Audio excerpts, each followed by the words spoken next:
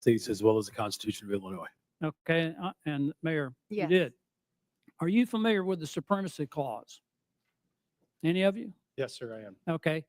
Then under the Supremacy Clause, you understand that the laws of the United States take precedent over the laws of Colorado, over the laws of Illinois, over the laws of Massachusetts, and your cities. Do you understand that? Yes, sir, I do. But when you declared your cities sanctuary cities, you did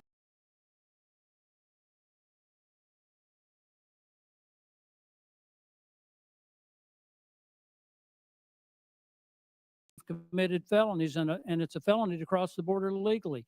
There You is no, gave sanctuary to people who are here illegally. You violated your oath to uphold the Constitution because of the Supremacy Clause. The laws of the United States take preference. Take but you didn't do that. there is, thank you, sir. There's no part of our city law that violates federal law, no part of the practices or services we provided that Did violate you federal law. personally did you personally violate the law then by giving sanctuary? Somebody gave these people sanctuary. You declared your city. The city of Boston was declared a sanctuary city by you, Mayor. Being a sanctuary city as you describe it, or being a city as we describe it, that's home for everyone, does not, it means that if When you you commit a give crime, safe you are harbor held to accountable people who are regardless of here immigration illegally, status. and when you interfere with the officers of the law who are there to even remove people that you know have committed crimes, you have violated your oath of office. You've committed a crime. Mr. Chairman, I don't understand why we haven't been discussing obstruction of justice. I mean, get real about this. Sir, We have a problem in the country with the people who've come here illegally. And I just gave you a few names of people who've been raped and murdered. There are numerous others. There's a whole organization established called Remembrance to remember the people who have been assaulted, raped, murdered in this country because certain cities, certain officials decided to give sanctuary to people who came here illegally and committed these crimes. It goes all the way back to Kate Steinle, San Francisco, shot by someone who was here illegally. She would still be alive today. She died in the arms of her father. So again, I want to know if you understand the Supremacy Clause, that the laws of the United States are supreme over whatever your opinions might be of what the laws are. Sir, I do recognize that. We do follow that. I want to clarify that we actively, aggressively pursue any known criminal in the city, and we actually partner with federal government to do that. If there is someone with a criminal warrant, we're searching for them. We have federal task forces we're partners of to break up gang activity. We do that for drug trafficking. We do that on armed robberies. So we are in partnership with the federal government on many issues around. Mayor federal law Adams is enforcement. being attacked because he's agreed to cooperate with federal officials to uphold the laws of the United States. I haven't heard any of you in defense of that. We are absolutely upholding the laws of the United States. We do it every day, and we will continue to do it. I just think we need to do a deeper dive into this, Mr. Chairman. If it were up to me, I mean, I'd be considering referring charges.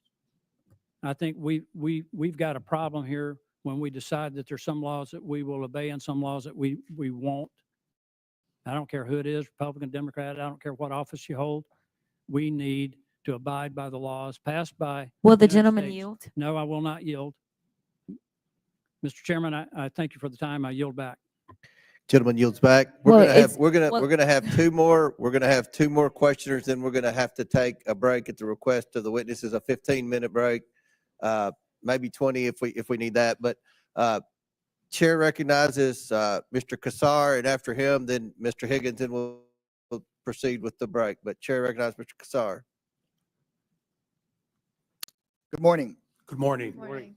Mayor Wu, can you tell us a little bit, just maybe 20 seconds, about how your administration has helped address unemployment, especially amongst youth in your city, which we know is a risk when we have high levels of young people unemployed? We made a commitment, our mayor's guarantee, that any fulfilled that with the partnership of biz and companies and organizations throughout the city. Record numbers participating. participating. Thank you, Mayor Wu. Mayor Johnson, can you tell us a little bit about causes of violence in Chicago? Thank you for that question. Yes. So first of all, it's great to report that violence is down in the city of Chicago, and it has gone down since I've been in office as a result of a couple of measures. One, we've reopened 3 mental health clinics because we do know that mental health issues, and we are in a very severe mental health crisis. We've also, in this year, we have an opportunity to hire up to 29,000 young people. We've also built more homes. Just last year, we've appropriated $11 billion, 37,000 construction jobs in the works for almost 10,000 more affordable units. And we have promoted and hired 200 detectives to increase trust between community and law enforcement to solve the crimes that do occur in our city. Thank you so much. Mayors, I want to thank you for the hard work you're doing every single day.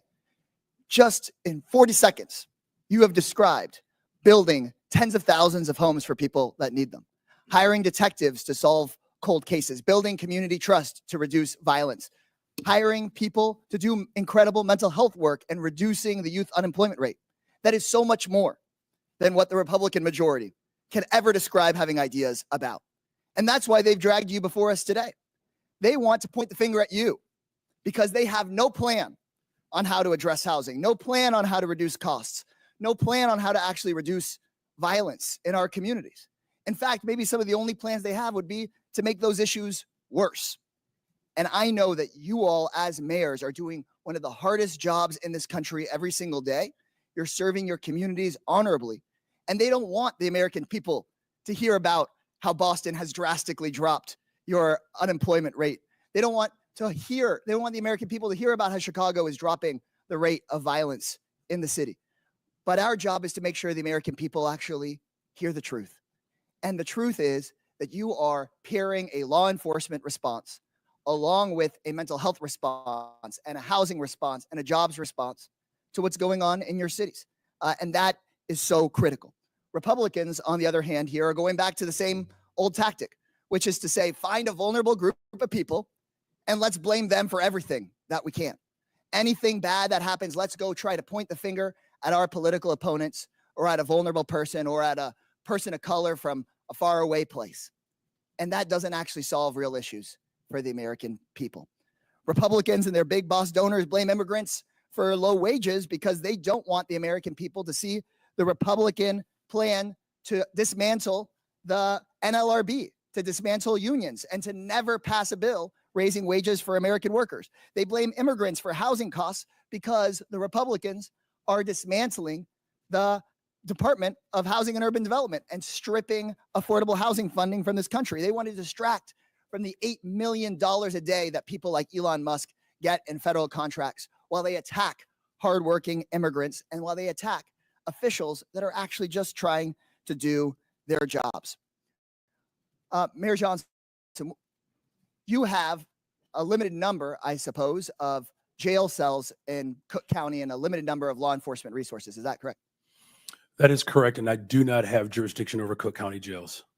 And you want to make sure that when somebody in the city of Chicago calls 911, that they get an appropriate response. Is that correct? That is correct. And so what I have been hearing all morning from my Republican colleagues is they want the federal government to go tell the city of Denver or the city of Boston or the city of Chicago. No, they want the federal government to be able to call you and take over your police resources or take over your county's jail resources, and you don't even represent the county, for whatever case they might come up with, whether the person's dangerous or not.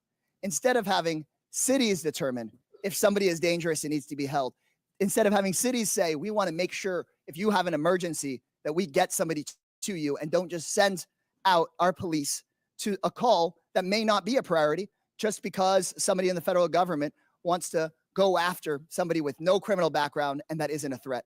And so with that, Mr. Chairman, right before I yield back, I just want to thank people that are involved in local government, city council members, neighborhood associations, mayors, the people who keep our cities running. You deserve our support in making your cities more safe. You deserve our support. Gentlemen, in time's addressing expired. housing Chair recognizes instead of Mr. hearing like Higgins this. from I yield Louisiana. back. Thank you, Mr. Chairman. let's clarify for America. Mayor Adams, Mayor Johnson, Mayor Johnson, and Mayor Wu, are you here today under the advice of council, and do you have council present? Yes or no? I want to understand the question. Are you here today under the advice of council, and do you have council present? do have council present? I'm here because we were requested to appear. Did you consult with, did you have counsel prior to your appearance? Yes, we did. Thank you. This is not a trap question. We just want to clarify. Okay. Here under the advice of council, do you have council present? Yes, sir. Mayor Johnson, Council present here because I was invited. did you counsel before your trip here? We do have council, Get but I was advice here. from your counsel? Yes. Okay, then you're under the advice of council. Yes. Mayor Wu, thank you. So just clarify for America, these mayors are all sanctuary city mayors. But the narrative is no longer comfortable because 3 months ago, we were at the tail end of 4 years of millions and millions of illegals coming into our country. It was out of control. The only thing that has happened since then is we had an election in November. And now we're not pulling the curtain back. We have ripped the curtain from the rods. We have revealed to America just how fast we could have secured our border if you had an executive that was willing to enforce the law. So now we're paying attention to our municipalities. And every one of them is lawyered up. They've changed their narrative. We got example after example. The mayor of Chicago, we must lead with and live by the promise of sanctuary city. The mayor of Denver, willing to go to jail in defense of sanctuary city policy. The list goes on. But the policies of these mayors and our previous president have consequences, real life consequences. I have a family here today, Mr. Chairman, who lost their beautiful loved one. This young man was killed by an illegal immigrant in Texas that never should have been in our country. He'll never be here to raise his daughter, Anne Marie, to love and cherish and honor and uphold his beautiful wife, Olivia. And you mayors have responsibility, not just to your communities and the citizens you just want to serve, but by extension to the entire republic. And let me clarify, I was a cop for a long time. To honor the jurisdictional authority of another law enforcement agency, you do it every day in your city. Guaranteed, every one of you, if you have an inmate in your city on city charges, and that inmate has a felony warrant from a neighboring county or another county in your state, and that county contacts your city while you have that inmate in detention, and ask you to hold them for them to come pick it up upon release, guaranteed you release that inmate to the county over or to your state police. But you're not doing it for ICE. And ICE is responsible to remove millions of hard-edged criminal illegals from our country. And we've had enough. America's fed up with this betrayal of oath, and you'll be held accountable. One of you said you're willing to go to jail. We might give you that opportunity. Good mayor. One of my colleagues mentioned the children. I always want to talk to the children, separation of children. At any given time in America, there's 750 to 850,000 American citizen parents of minor children incarcerated in our country. If you commit a felony in America, you get arrested and prosecuted and convicted and incarcerated, you can expect to be separated from your children. But let me say, there's a sunset to that separation, because when you do your time, you'll be released. You can return to your family. This young man will never return to his family. and he should have never been removed from his family. If we had a president and heads of our municipalities that were willing to uphold the federal law that exists. America is moving into a new era of enforcement of our own laws. Welcome to it. Mr. Chairman, I yield. Very good. Mr. Chair, I have the- unanimous consent. All right. This is an article from Wired. It is February 18th of 2025. U.S. funding cuts are helping criminals get away with child abuse and human trafficking. Services supporting victims of online child exploitation Without and objection, so trafficking. ordered. Thank you so much. At the request of the witnesses, the committee will take a 20-minute break pursuant to the previous order. The chair declares the committee in recess for 20 minutes.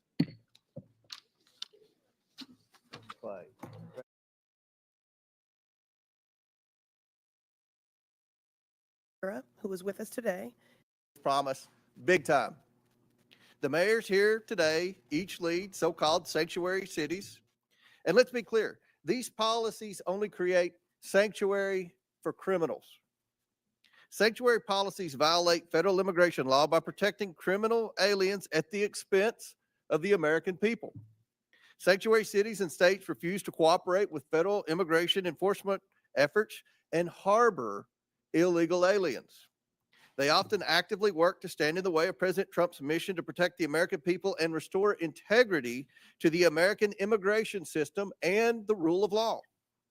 Sanctuary cities forbid their officials, including those in law enforcement and public safety roles, from sharing information about illegal aliens in their cities with the federal government or turning over criminals in their custody to ICE. As a result, sanctuary cities release illegal aliens back onto the streets, where they often go on to commit more crimes. In Chicago, for example, an illegal alien who was recently arrested for killing a 63-year-old man had previously been arrested in Chicago for trying to lure a child. ICE lodged a detainer against the criminal alien, but Chicago authorities released him back onto the street because of the city's reckless sanctuary policy. And now an innocent man is dead because of Chicago's refusal to follow the law. These reckless sanctuary policies also force federal immigration officers to go into local communities to apprehend criminal illegal aliens. If sanctuary cities were to simply communicate and work with federal immigration authorities, then federal agents could arrest criminal illegal aliens in a secure environment like a state or local jail. Instead, they have to risk their own safety and public safety by having to go into uncertain, dangerous circumstances just to make arrests. Sanctuary cities make us all less safe and are a public safety nightmare. That is why I launched an investigation into sanctuary cities and why these mayors are here today.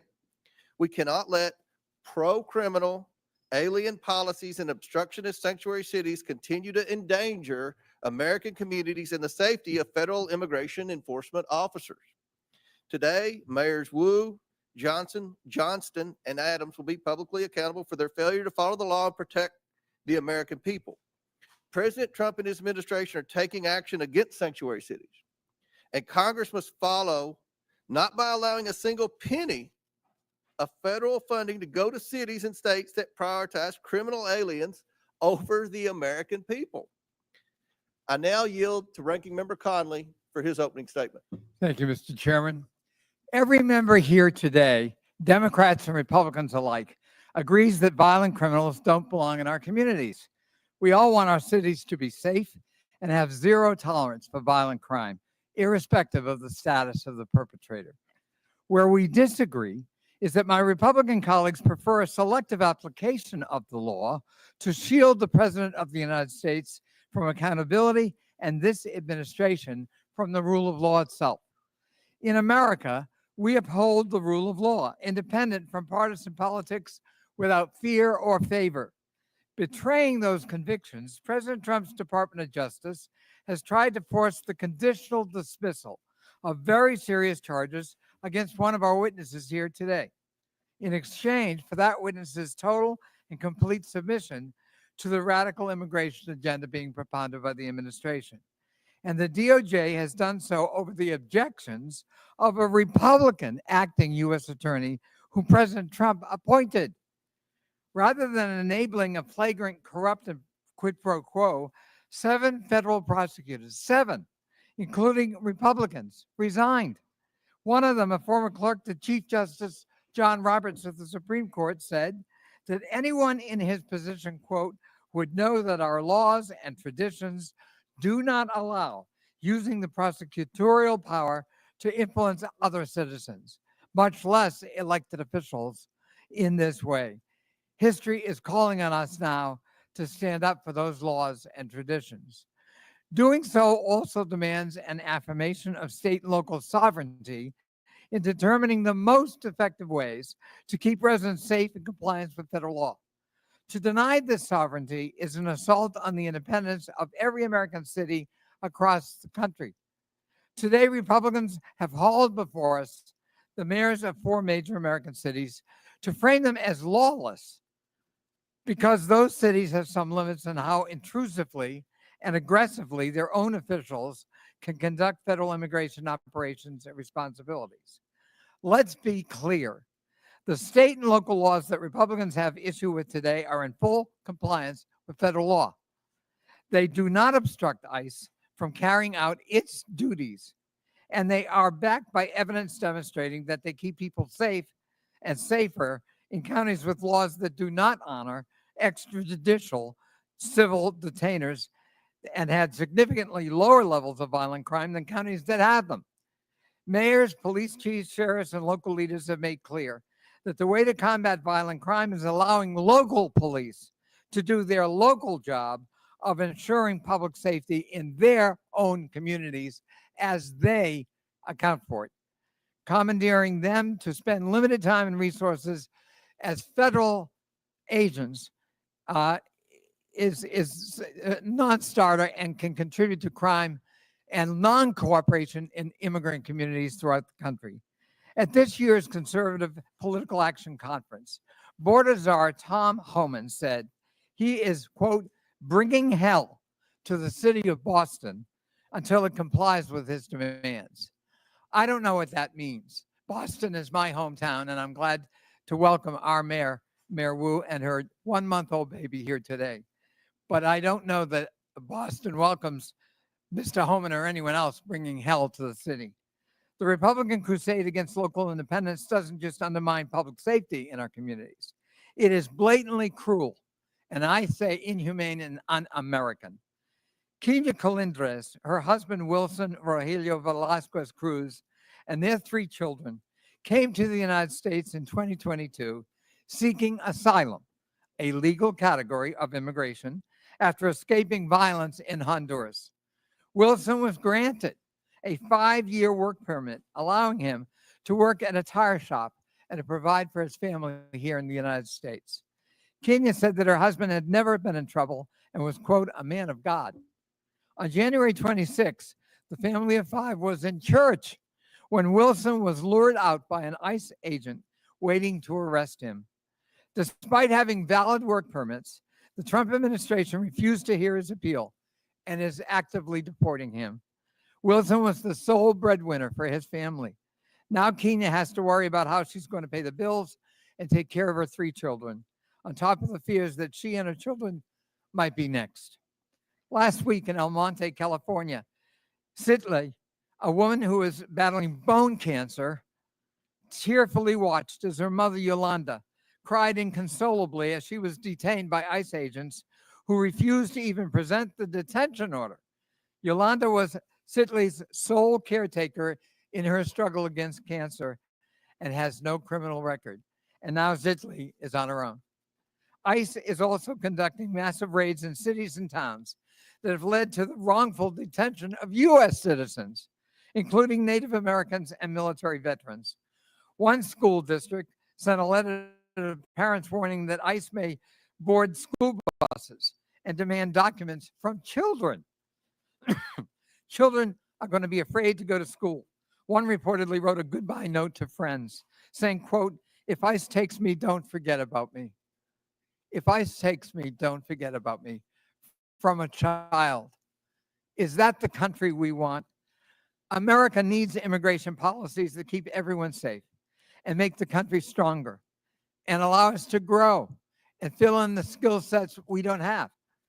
If President Trump was serious about delivering those solutions, he would not be attacking the Constitution's guarantee of citizenship to children born in the United States. To see our country through this period of darkness, we need leaders who will stand up for the rule of law and will champion public safety at the local level. And American families, whether they're immigrant families or native-born families, deserve due process, deserve respect, and deserve that Statue of Liberty that welcomes all comers. I yield back. Ranking member yields back. I request unanimous consent that Representatives LaHood of Illinois, LaLota of New York, Crank of Colorado, Malatakis of New York, Hurd of Colorado, Evans of Colorado, Van Dyne of Texas, Ocasio-Cortez of New York, Gillen of New York, and Davis of Illinois be waived onto today's hearing for the purpose of asking questions. Without objection, so ordered. And now, before we introduce the witnesses, I recognize Mr. Higgins from Louisiana for 20 seconds. Thank you, Mr. Chairman. And I thank the ranking member as well. Just to briefly, respectfully recognize the presence of the family of Wesley Haynes, a constituent. I'll speak to his case in my time, Mr. Chairman. His parents, Patrick and Kathy, his wife, Olivia, his little brother, Brady, are present today, and they have a hard exit soon. Their 4-month-old daughter, Anne Marie, is waiting at home for Olivia to care for. And I just respectfully acknowledge their presence, Mr. Chairman and Mr. Ranking Member. We will discuss the details of their case. They tragically lost Wesley Haynes last year. Thank you, Mr. Chairman, for allowing me to recognize this beautiful American family. Thank you, Mr. Higgins. I'm very pleased today to welcome our outstanding witness panel, the mayors of 4 major American cities. First, we have Mayor Eric Adams, who's a outstanding mayor of New York City. He was sworn into office on January 1st, 2022. We have Mayor Mike Johnson, the mayor of the city and county of Denver. He was sworn into office on July 17th, 2023. I now recognize Representative Christian Cortez of Illinois for 1 minute to introduce our next witness. Mr. Chair, I introduce Vice Mayor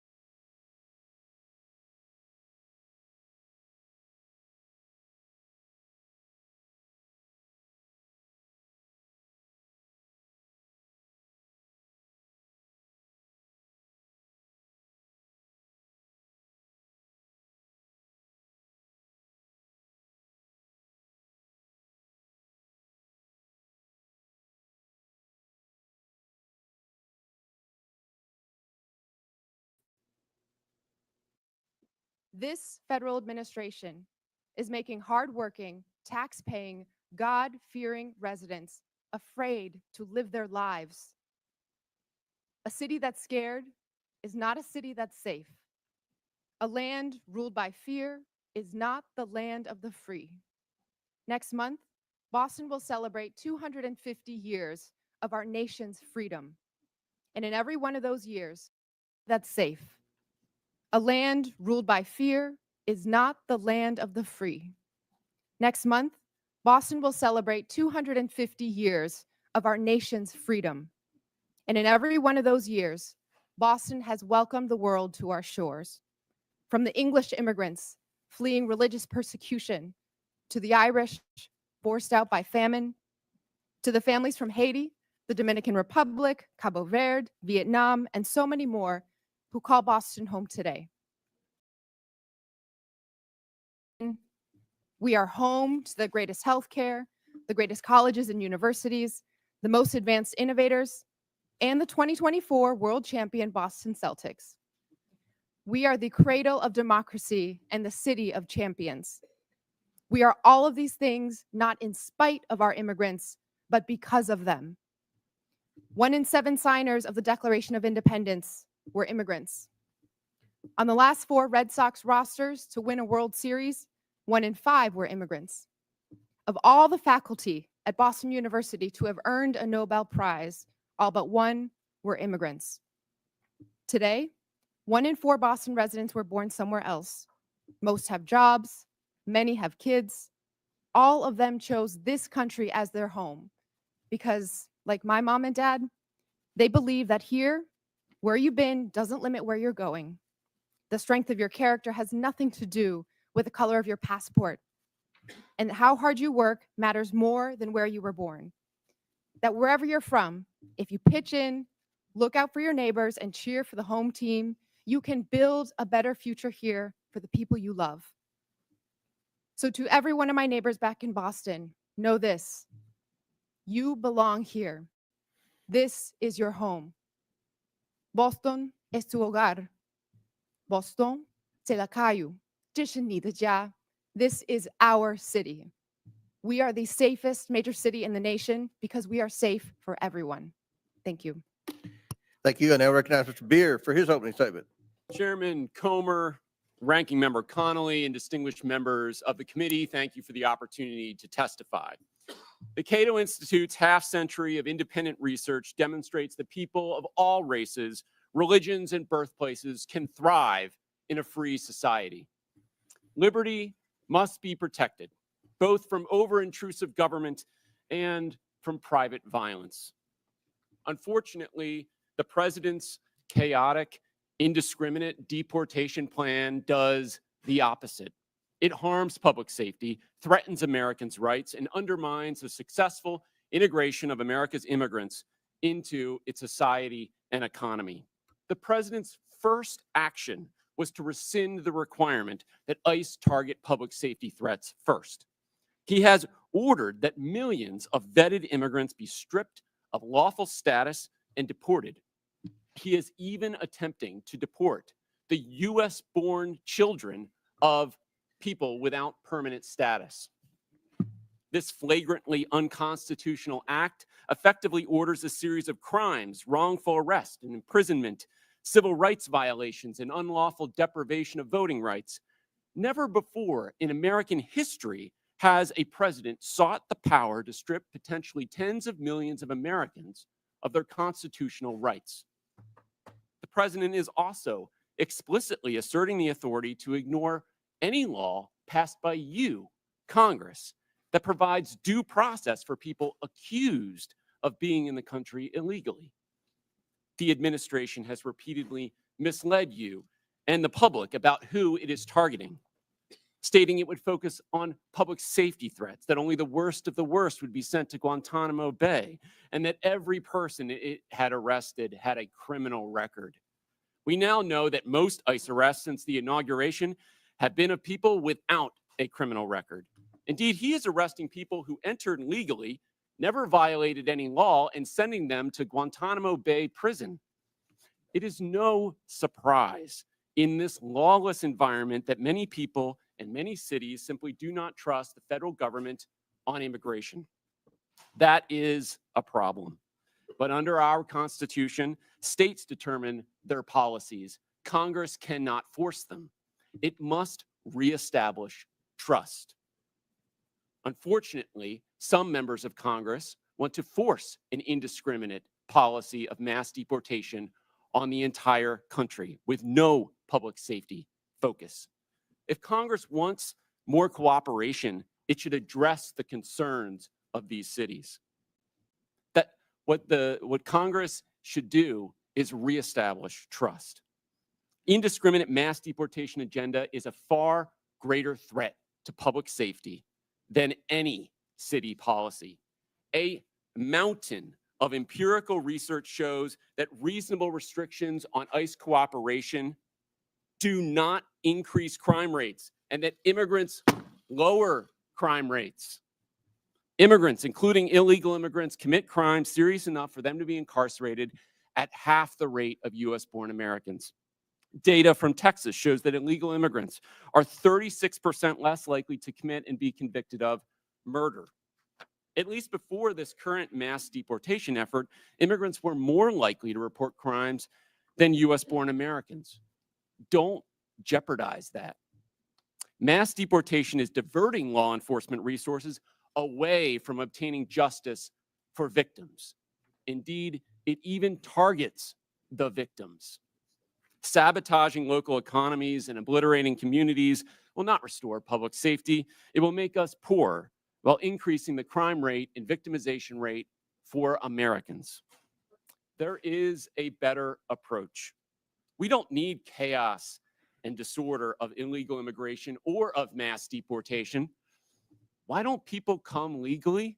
Because Congress has provided so few options for them to do so, not updating its laws in the last 3.5 decades. Just 3% of those applying for permanent legal status in 2024 received it. That's the failed policy. Let peaceful immigrants pay to get vetted, work, and contribute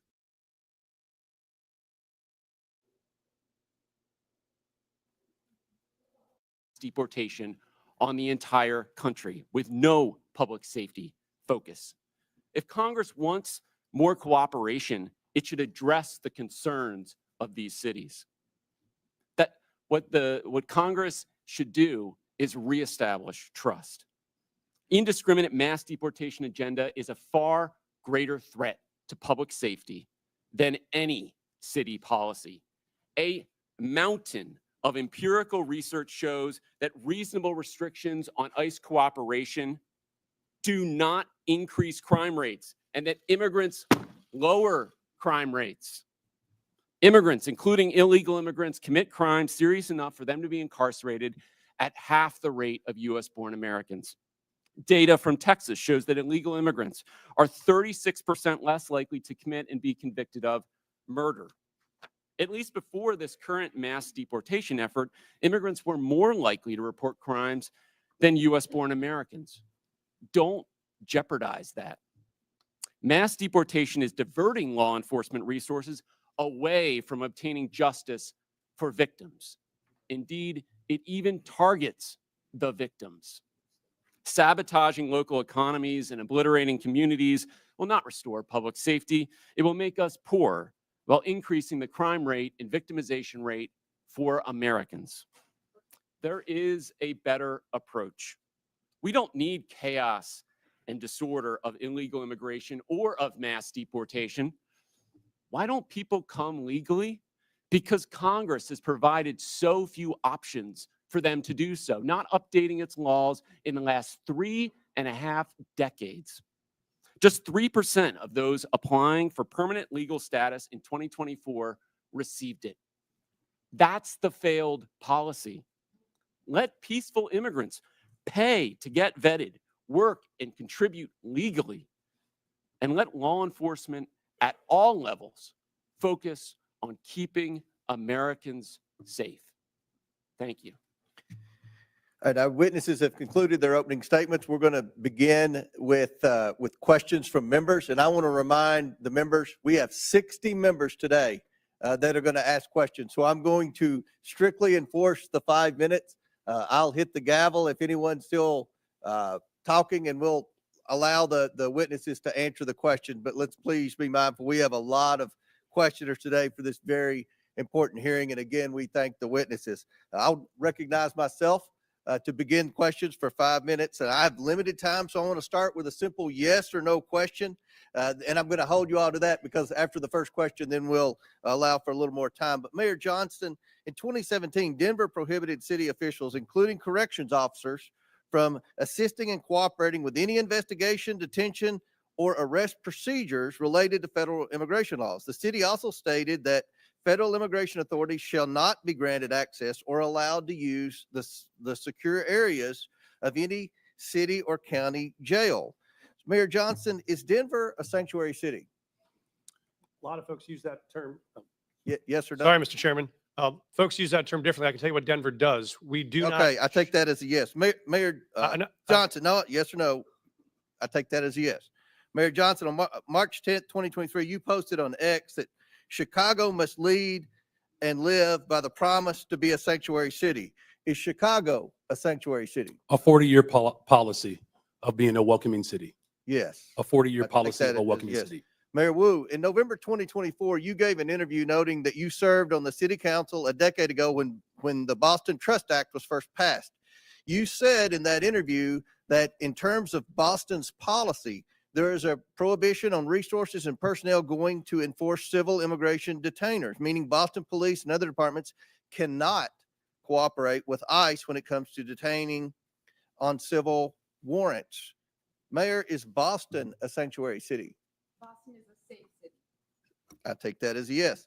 And Mayor Adams, on November 12th, 2024, you said, quote, "This is a sanctuary city," but I must comment that you have, of the witnesses today of the major cities, you have publicly stated that you were willing to work with ICE on detaining the most criminal illegals. And I want to publicly thank you for that.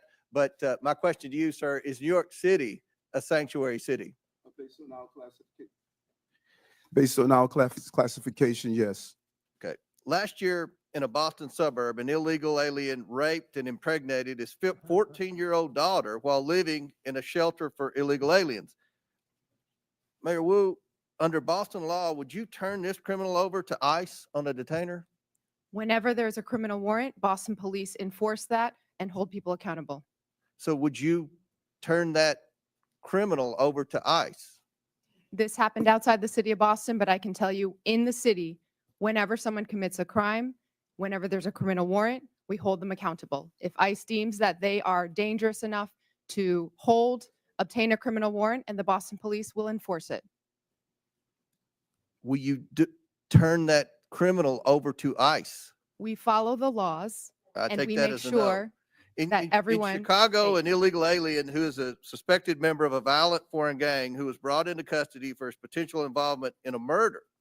He was released when Cook County declined to press charges. This illegal alien is also facing charges for kidnapping and sexually assaulting his former girlfriend last year. Now he's on the streets.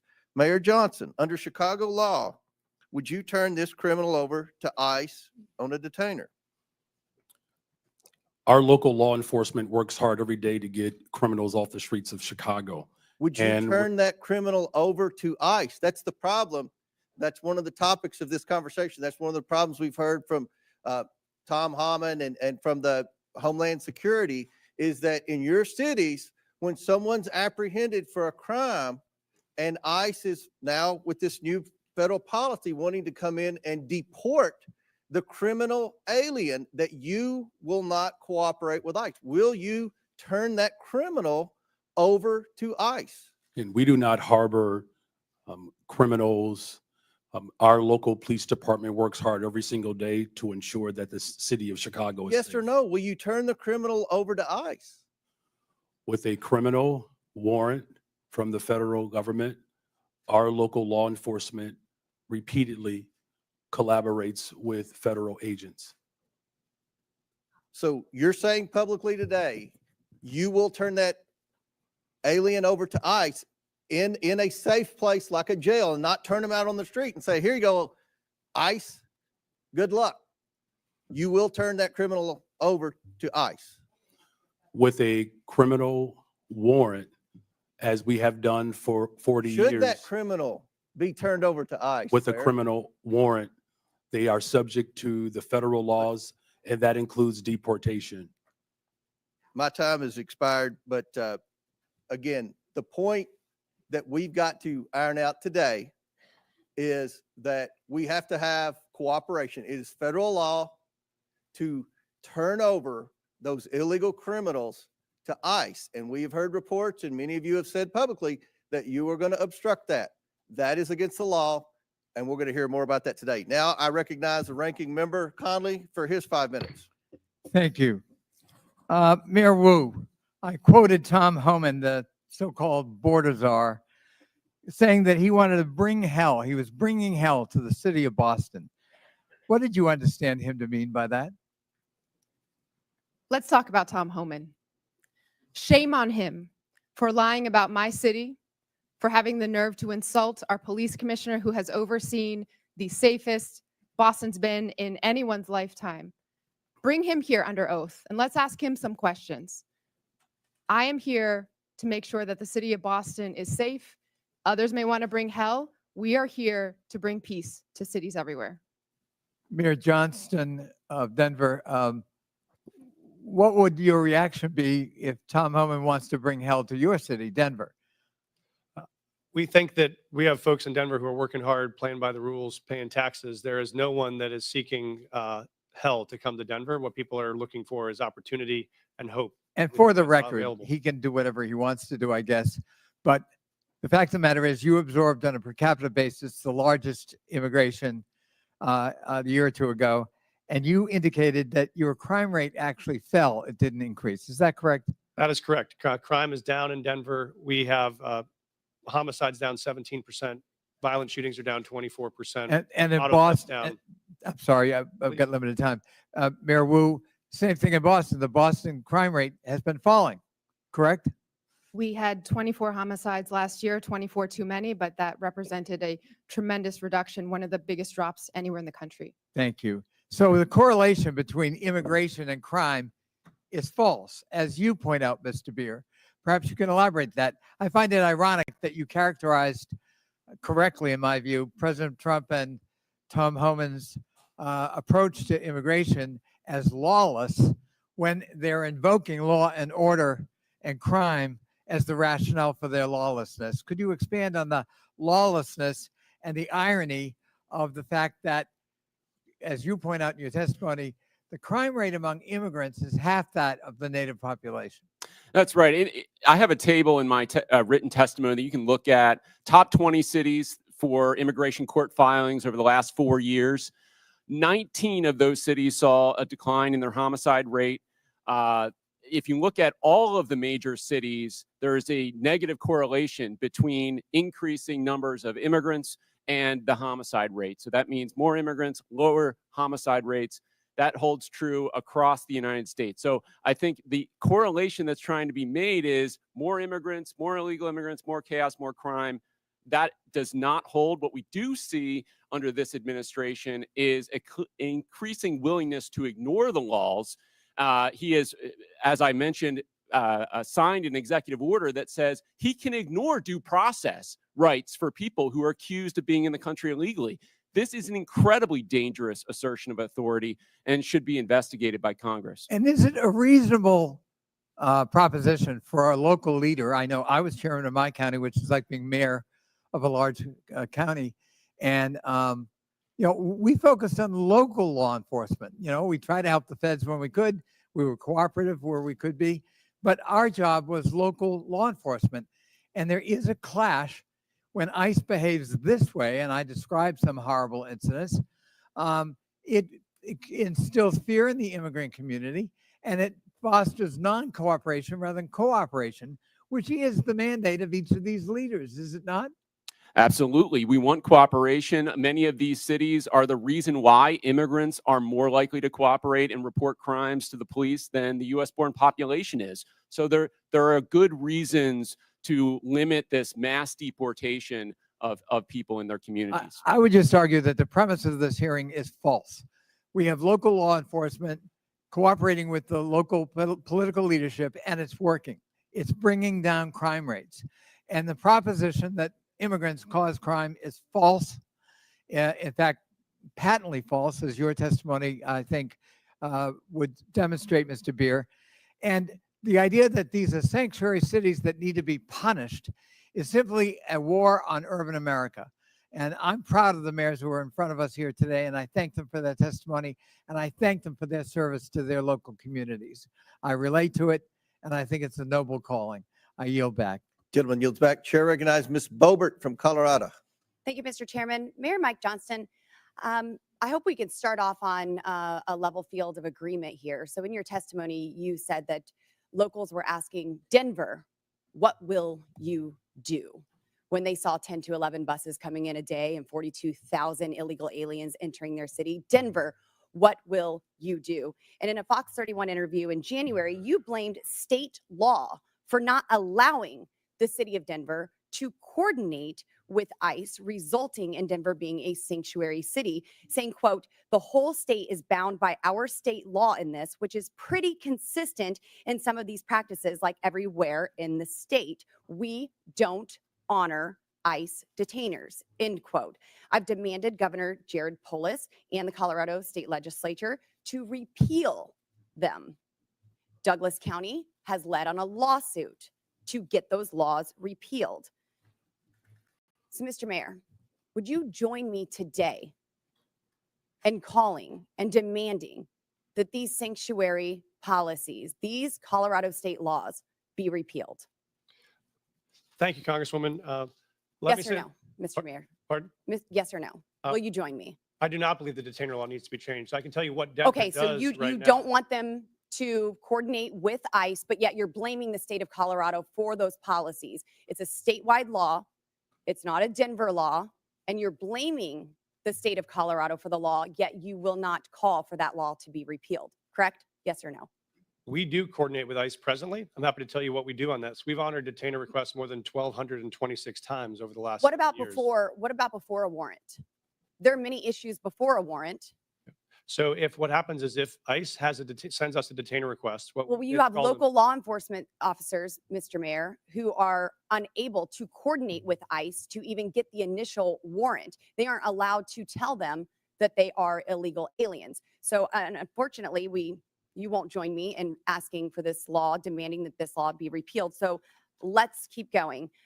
In 2017, Denver passed an ordinance that ensured any city employee who spoke with federal immigration authorities would be fired, among other policies that have led to local and national media outlets to call Denver a sanctuary city. So now let me ask you, would a city employee be fired for communicating with anyone from the EPA? Right now, Congresswoman, our policy is we don't ask people's status. when Would they come any into city contact employee with be any- fired for communicating and coordinating, talking with an agent from the EPA, a federal employee? Not to my knowledge, Congresswoman. What about Health and Human Services? Would they get fired for talking with someone from Health and Human Services? Not to my knowledge, Congresswoman. So they would only be fired for talking to federal law enforcement officers. No, that's incorrect, Congresswoman. This is an Our ordinance city employees do, in Denver fact, passed in 2017, Mr. Mayor. our city employees do in fact communicate with ICE. We do coordinate on multiple things with ICE. For instance, if there is a violent criminal warrant in the city, we No, pursue that we're warrant talking together. before the warrants, Mr. Mayor. There are issues happening before warrants Mhm. are issued, and local law enforcement officers are unable to coordinate because there is no warrant. And your ordinance says that a city employee would be fired for communicating with federal law enforcement. So you've been mayor for 600 days. Have you ever called for that ordinance to be repealed? We are not unable to coordinate with ICE right now. We're in communication with ICE right now. Only if About- there is a warrant, but I'm talking prior to the warrant. We wouldn't have a reason to coordinate. Because you prior don't know to if they're warrant. illegal, because you are unable to coordinate until there is a warrant. So that's why this ordinance needs to be repealed. So Now, the 600 days, there's been no time to ask for this to be repealed. You did have a newcomer's playbook, 25 pages. You had time to put that together. And you had time to agree with the city council to authorize up to $2 million to pay Joe Biden's former lawyer, his law firm, to help cover your ass for Denver's sanctuary city policies for this hearing, correct? Thank you, Congresswoman. We have counsel. Did you to authorize support- that spending? We have counsel to support this committee's investigation into any documents you may have. That is a year-long contract for the 13,000 city employees. And your budget you may is request documents from. seriously declining. Denver Magazine reported that Denver has spent $7.5 million on shipping illegal aliens to other destinations. Mayor Adams, did Mayor Johnston ever coordinate with you and tell you that he was shipping illegal aliens to your city? We coordinated in communication around the entire asylum seeker issue in our cities. So I've heard that Denver crime went down. Well, Aurora's crime went up because you were also shipping them to Aurora. And we have documentation that I don't have time to discuss here in this hearing that proves you were shipping illegal aliens to Aurora. Their crime was increasing while you were hiding under laws that you will not demand be repealed, ordinance from your city. And then crime was going up from Trinidad gangs vandalizing apartment owners. Thank you, Mr. Chairman. And I hope that we can get this We have a resolved in 5-minute Colorado. rule, Mr. Chairman. Gentlelady's time's expired. Chair recognizes Ms. Norton from Washington, D.C.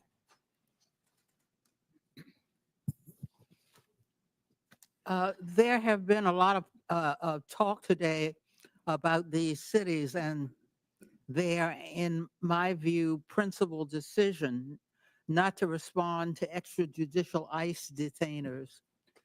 But I would like to back up and talk about these detainers, what these detainers really are.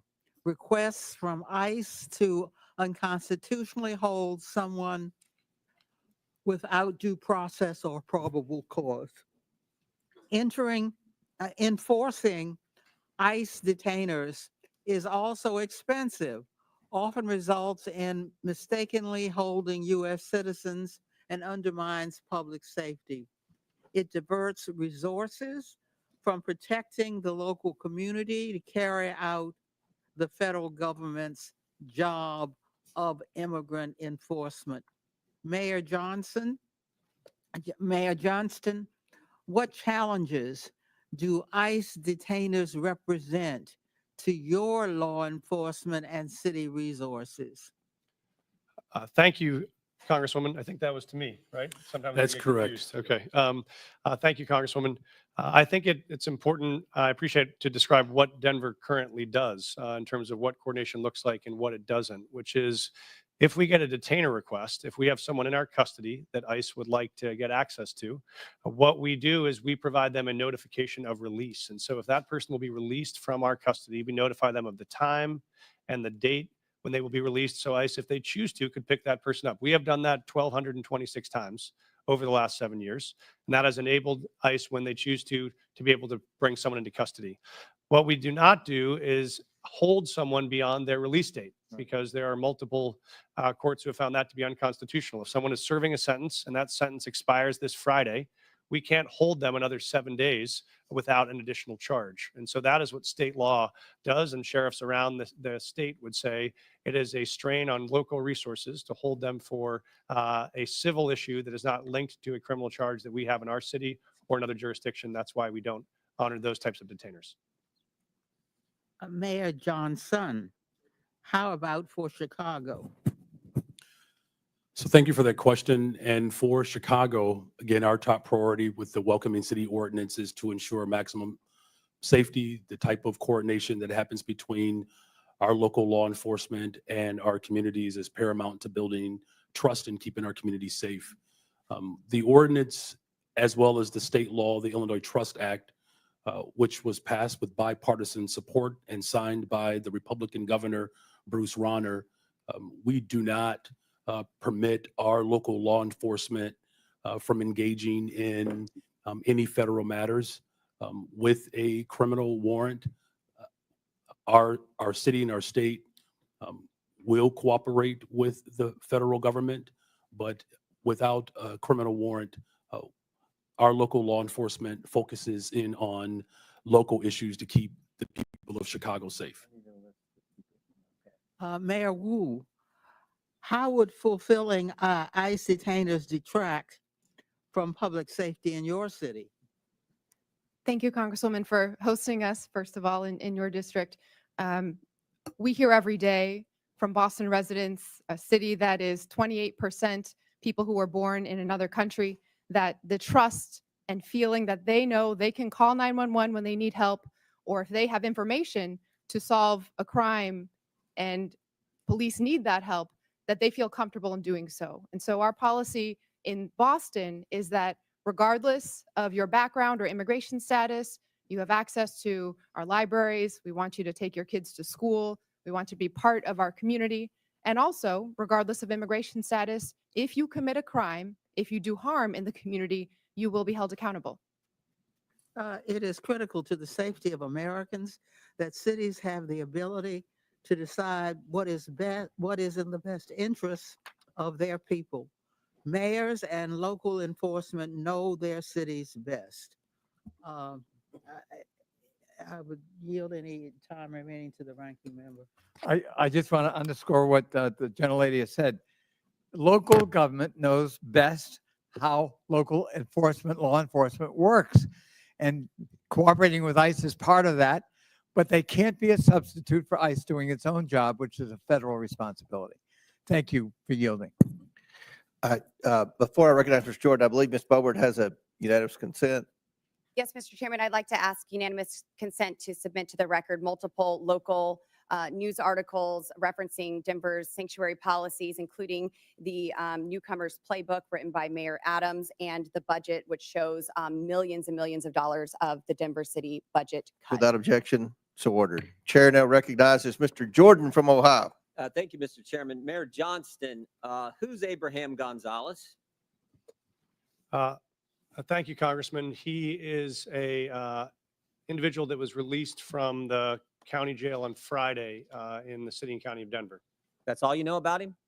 I do know that he was facing charges that the Venezuelan gang member arrested by Border Patrol on September 20th, 2023, released into the country by the Biden administration. A few months later, he's arrested in your city, charged with aggravated assault. On March 11th, 2024, he's charged with motor vehicle theft, stole a car. And then on March 20th, 2024, Mr. Gonzalez is charged with felony menacing.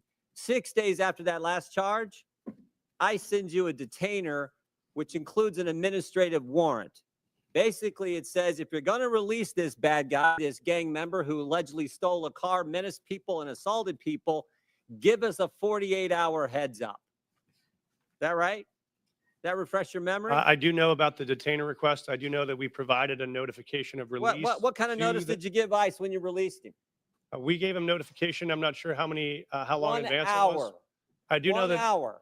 I do know that Gave there him were a 1 6 hour notice, and you released him 5 days ago, right?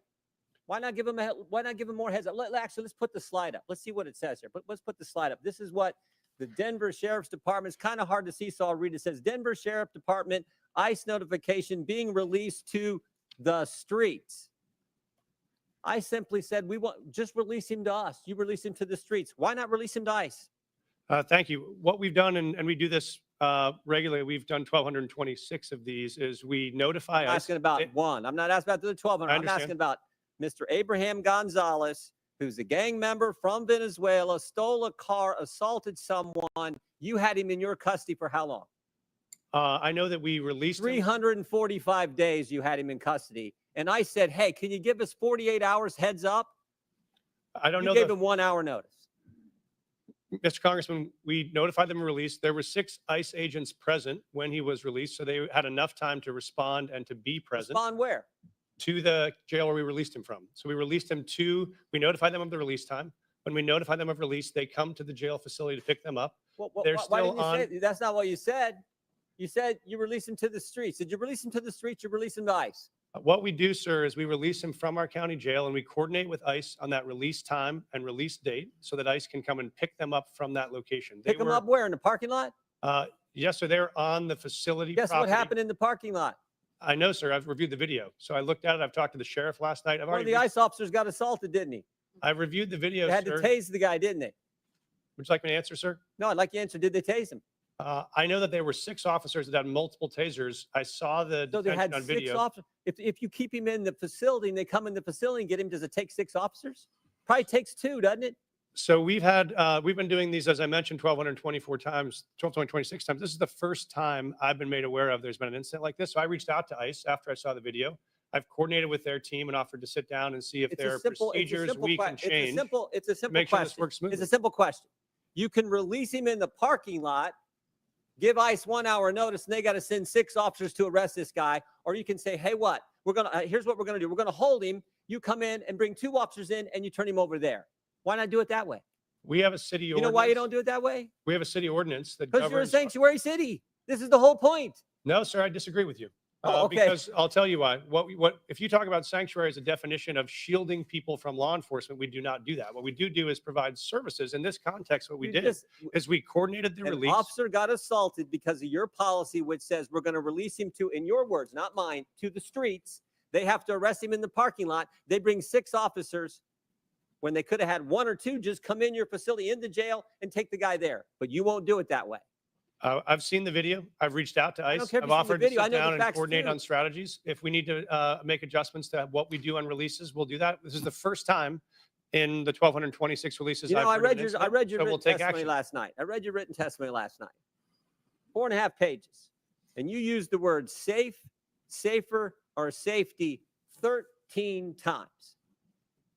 Talking about my job is to protect us, is the safety of the people in Denver. We prioritizing making sure everyone in our community is safe. That's a lie. Because it was not safer for the ICE agents who are part of your community. No way was it safer. The safest thing to do is to say, ICE, we got him in custody. Come here, we're releasing. We held him 345 days. We can't hold him a second longer. We can't wait for you to come inside the building. We got to let him go, so you have to arrest him in the parking lot. That is how stupid sanctuary policies are and what they mean to the community that you put at risk and to the ICE officers ICE officer who was assaulted, and they had to use a taser on. It's not good. Mr. Chairman, Time, Mr. Chairman. 5 I have a minutes is up. unanimous Consent request. Gentlemen's time's expired. Chair recognizes Mr. Lynch from Massachusetts. Thank you, Mr. Chairman and Ranking Member Conley. I want to thank the panelists for your willingness to come before the committee and help us with our work. You know, I truly believe that if we had a rational and comprehensive immigration policy in this country, if we competently regulated the flow of immigration, if we knew the purpose and circumstances of each immigrant's arrival here, and if every immigrant knew what was expected of them when they arrived, I honestly and truly believe that immigration could be the greatest blessing for our country.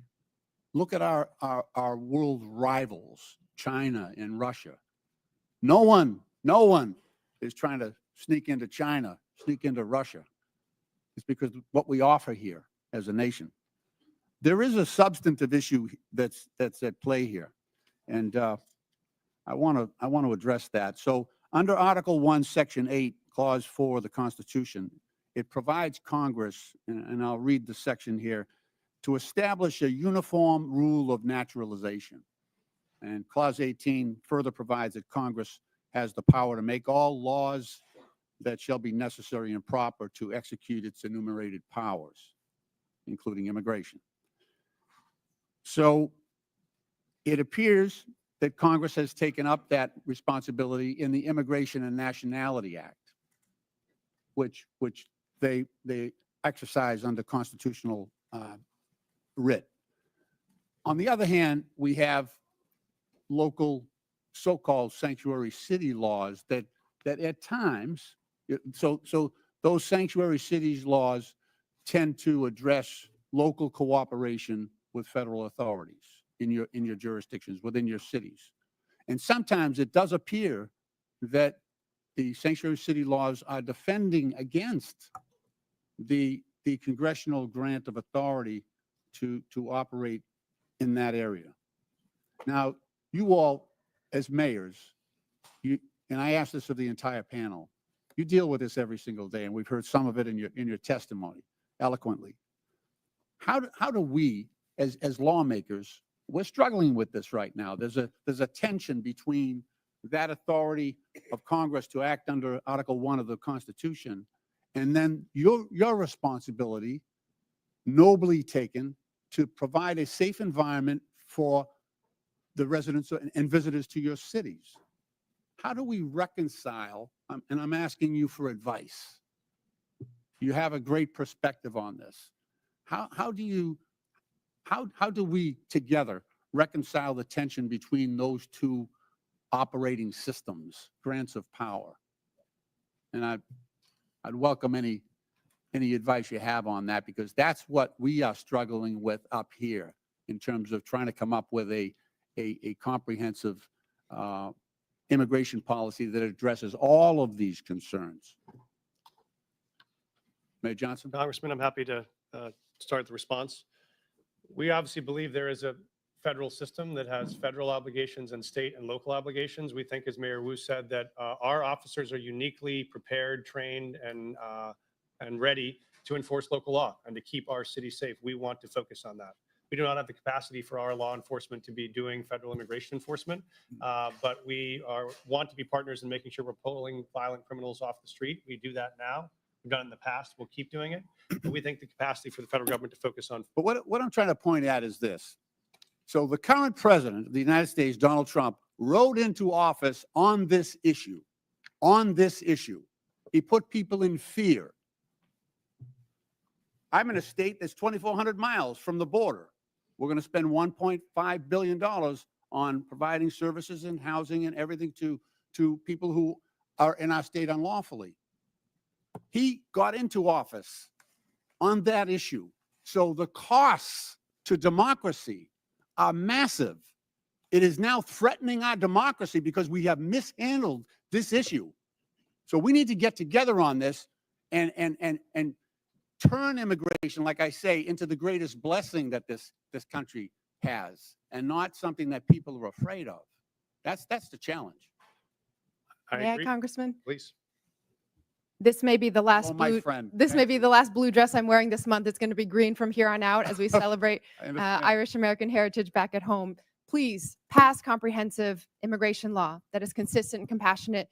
That will make our jobs possible, and we would so appreciate that partnership. I hear you. Thank you. I yield back. Gentleman yields back. Chair recognizes. Chair, I have a unanimous consent request. I didn't. I'm sorry. I have a unanimous consent request. All right. Proceed. Okay, I'd like to seek unanimous consent to enter into the record thousands of DHS agents shift to deportation instead of drugs, weapons, and human trafficking. That is February 2025 USA Today. Without Also, objection, so ordered. Parents pull kids from childcare as immigration fears hit U.S. youngest. Without objection, so ordered. Chair. Finally, an 11-year-old girl in Texas died by suicide after she was bullied about her family's immigration status, her mother says. Without objection, so ordered. Chair recognizes Dr. Gosar from Arizona. Thank you, Mr. Chairman. Mayor Wu, I'll be showing up at your house tomorrow with my bags at 5 o'clock. Leave your doors unlocked, please. What are you making for dinner? Because I expect a warm meal and a balanced diet. Now, I'm going to need a car, and please leave me some cash because I'm going to need to go to my doctor's appointment on Friday. That would be to Mr. Mayor Johnson. Now, I don't want to sleep on the couch, so put me up at a luxury hotel. You're the Mayor Johnson. Obviously, you wouldn't like this because you don't know me, right? You know nothing about me. You might not like that. Sanctuary cities offer this kind of hope, this false hope to illegal aliens by saying that very thing. Stay with me. We don't tell anybody that you break our laws. Now, thank you.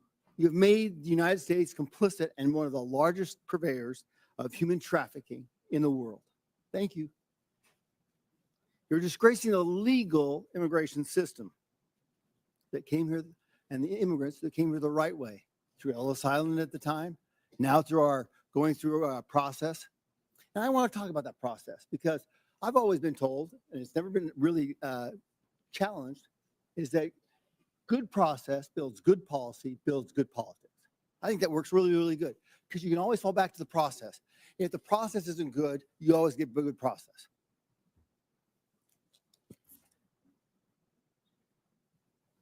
Now you heard the word establishing trust, okay? How can you establish trust at the very beginning when you have a false narrative here? You're defending folks who have broken the law. The definition I've always looked at is trust is a series of promises kept. What kind of trust are you supporting here? What is the trust with an illegal alien? It's a false hope. It's a false trust. Welcome, we're bringing you in. It's disorganized process. Now, let me ask you a question. Mayor Adams, did you support SB 1070? I'm sorry, Did you support the Arizona law called SB 1070? I'm not familiar with it, sir. Well, let me explain, okay? Mm-hmm. SB 1070 challenged the federal government on its supremacy clause because we in Arizona wanted, the government wasn't doing anything, so we thought, we'll do this. We can't allow this to them to break laws. The Supreme Court ruled that struck it down. Now, it seems contraindicating here that you would have supported SB 1070, right, Mary Adams? Based on the premise that you or would you violate the supremacy clause in regards to immigration? Would I violate the supremacy clause? This is way over my head. Okay. I felt law. That's you know. okay. That's okay. Not Mayor understanding. Johnson, would you have supported SB 1070, allowing Arizona to follow their own laws? Because that's what you're doing right here. Thank you, Congressman. We currently follow all federal law, all state law, and all local law. So we do not have any supremacy clause challenges that we're pursuing or maintaining. Okay. Well, it seems like you are, but Mr. Johnson, do you agree? The city of Chicago complies with all laws. Okay. Mayor Wu. I'm not familiar with that law because I'm focused on the city of Boston, but we follow all state, city, and federal laws in Boston. What happens when you get in conflict with them? Who do you support?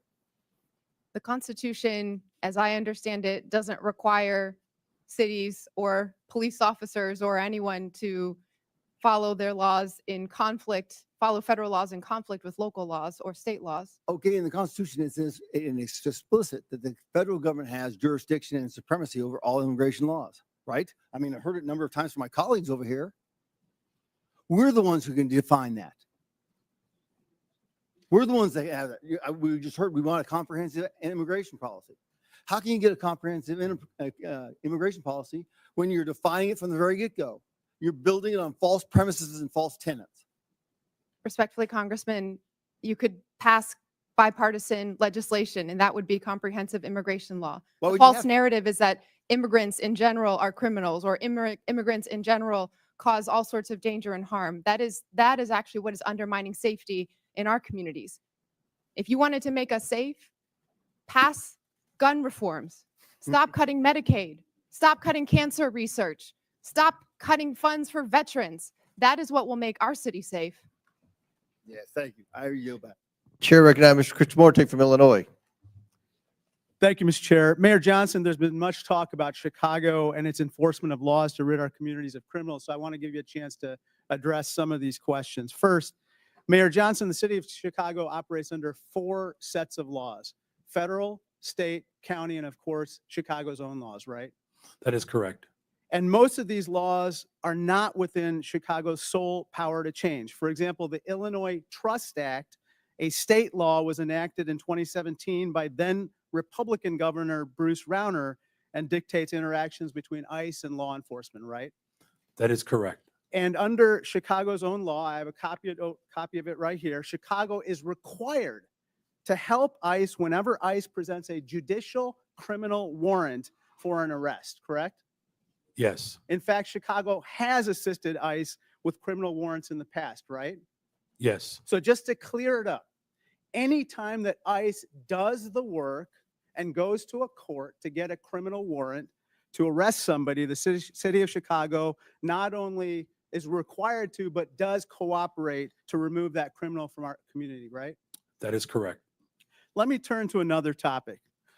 President Trump has said many things about Chicago, including that it is, I have this NBC News report, worse than Afghanistan. Mayor, I'd suggest the facts suggest otherwise. For example, Condé Nast recently named Chicago the best big city in America 8 years in a row. A friendly amendment, best freaking city in the world, city of Chicago. Chicago is the largest rail hub in America. That is correct. Chicago is a quantum technology hub in this country. $20 billion new investment. Chicago area is the home to the second most number of Fortune 500 headquarters of any city in America, right? Just voted again the top relocator for corporate headquarters for 13 consecutive years. And it's home to O'Hare Airport, the most interconnected airport on the continent. Is that right? That is correct. That doesn't sound like Afghanistan to me, sir, does it? The city of Chicago is a beautiful place. We also have 20% of the world's fresh water right in our front yard. Our restaurants are amazing. In fact, everything that is dope about America comes from Chicago. A Republican named Lincoln was nominated for president in Chicago, and a Democrat named Obama called Chicago home too. It's the city of big shoulders, the heart of the heartland, the home to the world's best pizza. And we're not going to take any slander from Donald Trump or anyone else lying down. Is that right? That is correct. Sir, I want to turn your attention to another topic. Mayor Johnson, you'd agree with me that high grocery prices are among the top concerns for the people of Chicago, right? The economic conditions that are unfortunately that are not being addressed by Washington has caused a great deal of trepidation and anxiety. Mayor Wu, according to USDA, the wholesale cost of a dozen eggs has gone from $6.59 since January 19th when Donald Trump took office to $8.39, a 27% increase. And this has got to anger Bostonians, right? People are doing their very best, trying their hardest, working multiple jobs, and they need support. Mayor Johnston, I suppose that people in Denver are concerned as well, right? A very concerned. This is the most important issue for us, is how we make sure that it's affordable to live in the city. Mayor Adams, the same is true for New Yorkers. Affordability is an issue that's impacting our city, and that's why we're doing best we can to put $30 billion back in the pockets of working class people. President Trump, if you're watching this hearing, I respectfully ask, when will egg costs be high enough for you to issue one executive order on bird flu? $10 a carton, $15 a carton. It'll soon be cheaper to buy a magazine for an AK-47 than to buy breakfast. This is flat out wrong. Turn to my last topic. Interestingly, last night in a record-long address, the president did not mention the word Medicaid once, which is top of mind for everyone. Mayor Johnson, you don't dispute that 1.6 million people in Cook County are enrolled in Medicaid, right? I do not dispute that. In fact, in most of our safety net hospitals, 70% of the individuals that are being serviced are being serviced through Medicaid. I recently received outreach from Lurie Children's, a preeminent children's hospital located in Chicago. They said, quote, slashing Medicaid will put access to care for all children in our state at risk.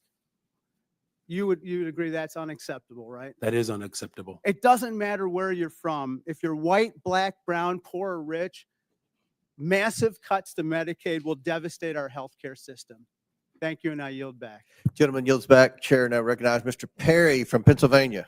Thanks, Mr. Chairman. Mayors, thanks for being here, leaving your cities to come to Washington, D.C. today. By either definition or by claim, each of you, I think, could justifiably say represent what's considered a sanctuary city. If you could describe it, what would you, sanctuary from what? Anybody? Mayor Johnson, you want to start? Mayor Johnston? Thank you, Congressman. I welcome that because I wanted to clarify. We do not shield people from federal law. I just asked you what, so you don't consider yourself a sanctuary city? We provide services and supports. Do you consider yourself a sanctuary city? That's just. We do not under that definition. You don't use the definition, you're not a sanctuary. We call ourselves a welcoming city. Okay, so what are you welcoming and who are you not welcoming? Well, we're welcoming everybody. Okay. We don't keep folks. So you're welcoming criminals that you don't have any idea what their crime background is, and you're good with that. No, we aggressively pursue. How do you violent do that? criminals No, anywhere. no. How do you vet the people that you welcome in your sanctuary city? Sir, we don't vet folks that arrive from Illinois or California with a background check when they come into the Denver airport any more than someone from another So location. you're welcoming any illegal immigrant or illegal alien to your city without question. Well, folks that make the decision to come to Denver, they arrive, and then we expect. But them to you get a call job, them, you pay welcome taxes. them. You welcome them. You call them to your city and say, if you come here, you will be safe from what?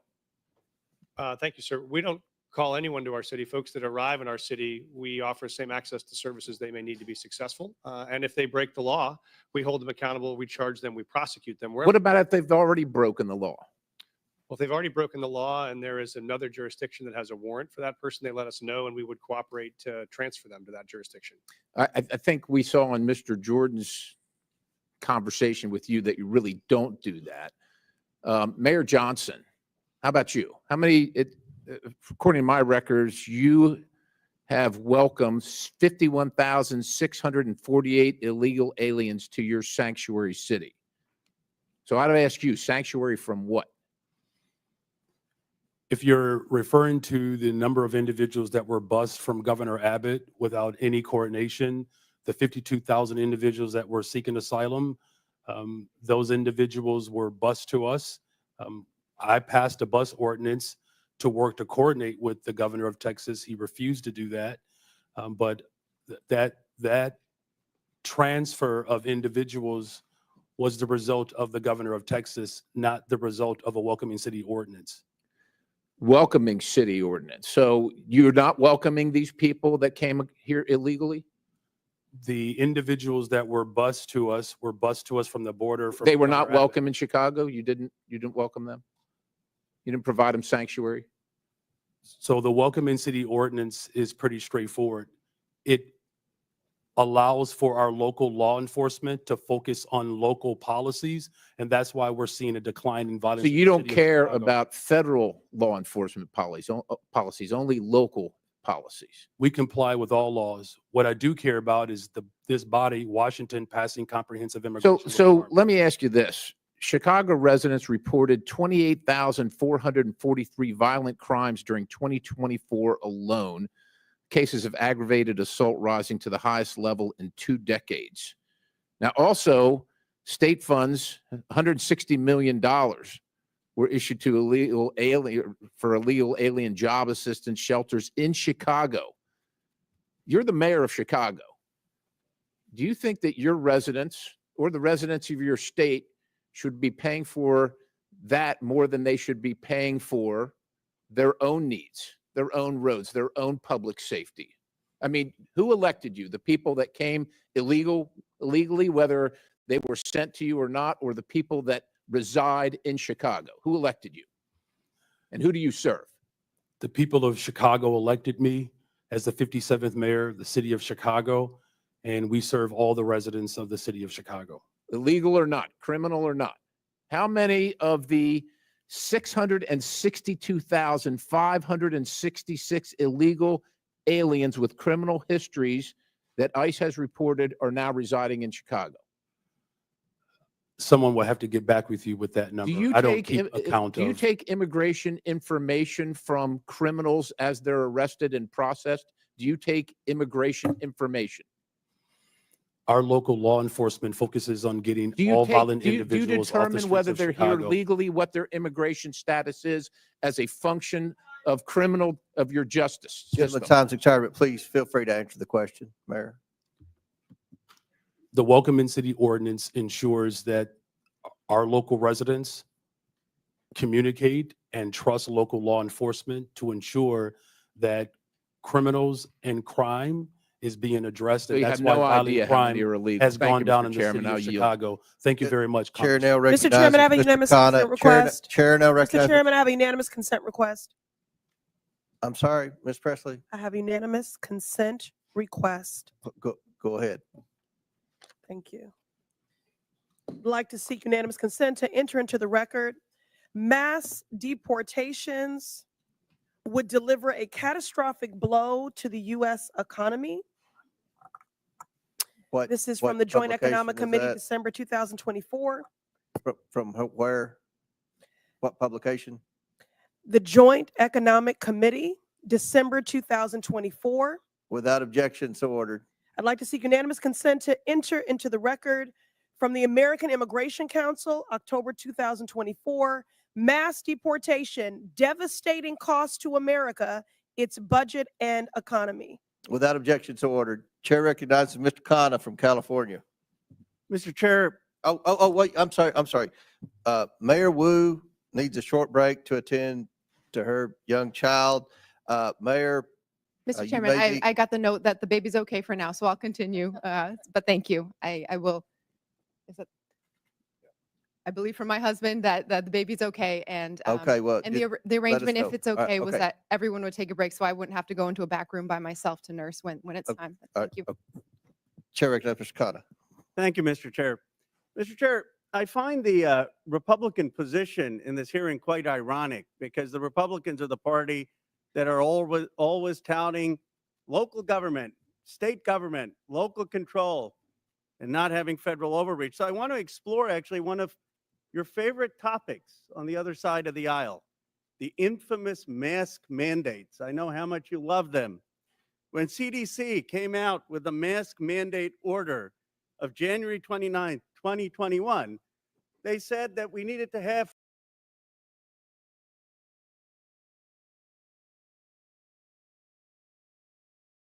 sorry, 1 second, or agents not being able to stop, arrest, or detain individuals based solely on their immigration status or administrative warrant. So we comply with all laws, local, state, and federal. To me, after this line of questioning, it's very clear that these policies that you have all implicated are active and alive and well in your cities, are in direct violation with U.S. Title 8 Code subsection 1324 and is a federal offense. But you all speak about a broken immigration system, and yet here you guys are aiding and abetting in that entire process. I want to be very clear about something. Open border policies, which is something that you guys are talking about, hurts people on both sides, meaning the people that are coming here illegally and then American citizens as well. I do not think you guys are bad people, but I think that you are ideologically misled, which is why, unfortunately, based on your responses, I'm all going to be criminally referring you to the Department of Justice for investigation. And as soon as I leave here, these will be going over to Pam Bondi. I'm not doing that in an effort to bully you guys, but I do believe that your policies are hurting the American people, and you can make that known with the evidence that you can present to the Department of Justice. But if you guys continue doing what you're doing, you're not going to help anyone. You're going to hurt more people. And that's exactly why I'm tired of it. The American people are tired of it. And Chairman, I yield my time. Would you yield your last minute? Yes, sir. But Mayor Adams, you were one of the first mayors in what the media refers to as a blue city, typically, that came out and raised concerns about the influx of illegals pouring into the city of New York.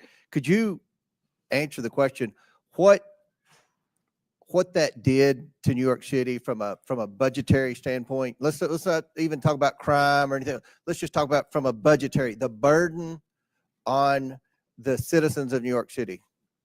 As I indicated, Mr. Chairman, we spent $6.9 billion, and the long-term impact of that is extremely significant. After COVID, we had a large number of children who was chronically absent. We could have taken 200 million of that and dealt with that. We have a real mental health crisis in our city. We could have spent hundreds of millions of dollars on that. And so the long-term impact of spending $6.9 billion is going to have serious ramification on the future of New York City. So it's more than just what happened last year or this year. It is what is going to impact us long-term. And I think that's one of the purposes of this hearing, to talk about the consequences from cities that have huge illegal alien populations. So Chair now recognizes Ms. Presley from Massachusetts.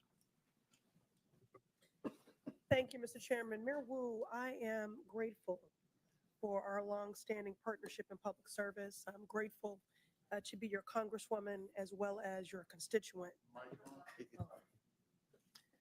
Can I get that time back? All right. Again, grateful for our longstanding partnership in public service, grateful to be your congresswoman, and grateful to be your constituent. It's clear my colleagues across the aisle didn't do their homework because the fears and division they're trying to project onto Boston are really the stuff of Fox News fever dreams. Our city is vibrant, our city is diverse, our city is beautiful. Mayor Wu, immigration is central to the economic success of Boston, is it not? Absolutely. All of our key industries, whether it's healthcare, life sciences, higher education, financial services, everything that we do depends on immigrant residents and the contributions that they make. Thank you, Mayor. Well, immigration defines Boston. For generations, our city has been shaped by people who have endured incredible hardships to arrive at our shores seeking a better life. They drove taxis, opened restaurants, studied at our schools, built homes, repaired our roads and bridges, cared for patients, cleaned offices, built businesses, provided essential early education and childcare for our babies. There is no doubt immigration is essential to the success of Boston, but there is, in fact, a dark threat looming over this great city. That threat is the racist and xenophobic anti immigrant policies coming from this Trump White House. Mr. Chair, I ask unanimous consent to enter into the record this Boston Globe article titled, "They're Going to Deport Us. Trump's Without, immigration policies prompt some children to skip school." without objection, so ordered. Mayor Wu, I've been speaking to principals and educators in Boston at various roundtables and town halls that I've convened, and the stories are heartbreaking. Elementary school children are crying in their teachers' arms, fearful that they're going to lose their parents to cruel and unjust deportation raids. Mayor Wu, last week I met with an esteemed doctor from a local Boston hospital who reported that follow-up appointments in her clinic have seen a 200% spike in no-shows and cancellations. Her assessment, her patients are missing critical care like dialysis, prenatal care, and chemotherapy because of a fear of immigration raids in our hospitals and healthcare settings. Mayor Wu, do you agree with this healthcare provider? Absolutely. We hear it from our shared constituents. People are afraid, and that is having huge impact on their daily lives when they're just trying to do right and be a good example for their kids as they pursue the American dream. Mr. Chair, I ask unanimous consent to enter into the record this article titled, "Fearful Amid ICE Crackdown, Some Immigrants Are Skipping Healthcare." Without objection, so ordered. So here we have a man who thinks he is king, screaming anti-immigrant slurs from the Oval Office and what it has done to make Boston safer. Nothing, not a thing. But it has traumatized our kids, cost our elders their dialysis, delayed cancer patients' chemotherapy, and struck fear into the heart of hardworking people who not only contribute immensely to our city and our community, but whose labor and contributions are also essential to the very functions of daily life in our great city. The members of this committee would be well served by learning from our esteemed mayor, but a teach-in is not the charge of this committee. Remind my colleagues, this committee's purpose is oversight. The only person who has something to answer for is Donald Trump. He is single-handedly decimating decades of economic progress, vilifying our immigrant neighbors, and disregarding the Constitution and basic decency daily. This man points to our most vulnerable, scapegoats them for every hardship, while he himself is actually the source of the hardship that the American people are experiencing. My colleagues don't really care about criminality. If you really cared about criminality, you would do something about Elon Musk's power grab, stealing our data. You would do something about efforts to defund the National Institutes of Health cancer research. If you really cared about criminality, you would do something about people that want to rob our babies of food. Make it make sense. My Republican colleagues across the aisle believe a 6-year-old from El Salvador who wants to go to school and a mom who fled violence in Haiti are the reason that the cost of eggs are too damn high.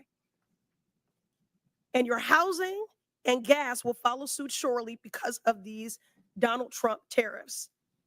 The shameful Republican ripoff slashing away at basic government services to line the pockets of Donald Trump's buddies so they can buy toy yachts and rocket ships. It is a shame and a sham. America has a problem, and it is Donald Trump. And if my colleagues really cared about criminality, they would do something about him.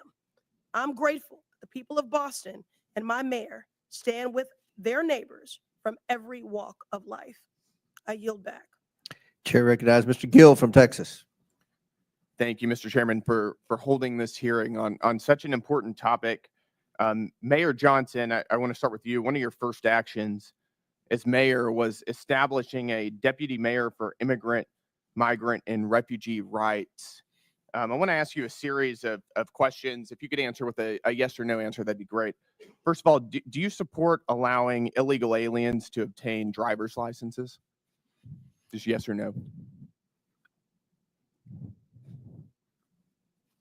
So the city of Chicago has been a welcoming city for over 40 years. I'll take policy, that as a yes. Next question. and that's the policy that we will hold to. Do you support tax dollars subsidizing or paying for the health care of illegal aliens?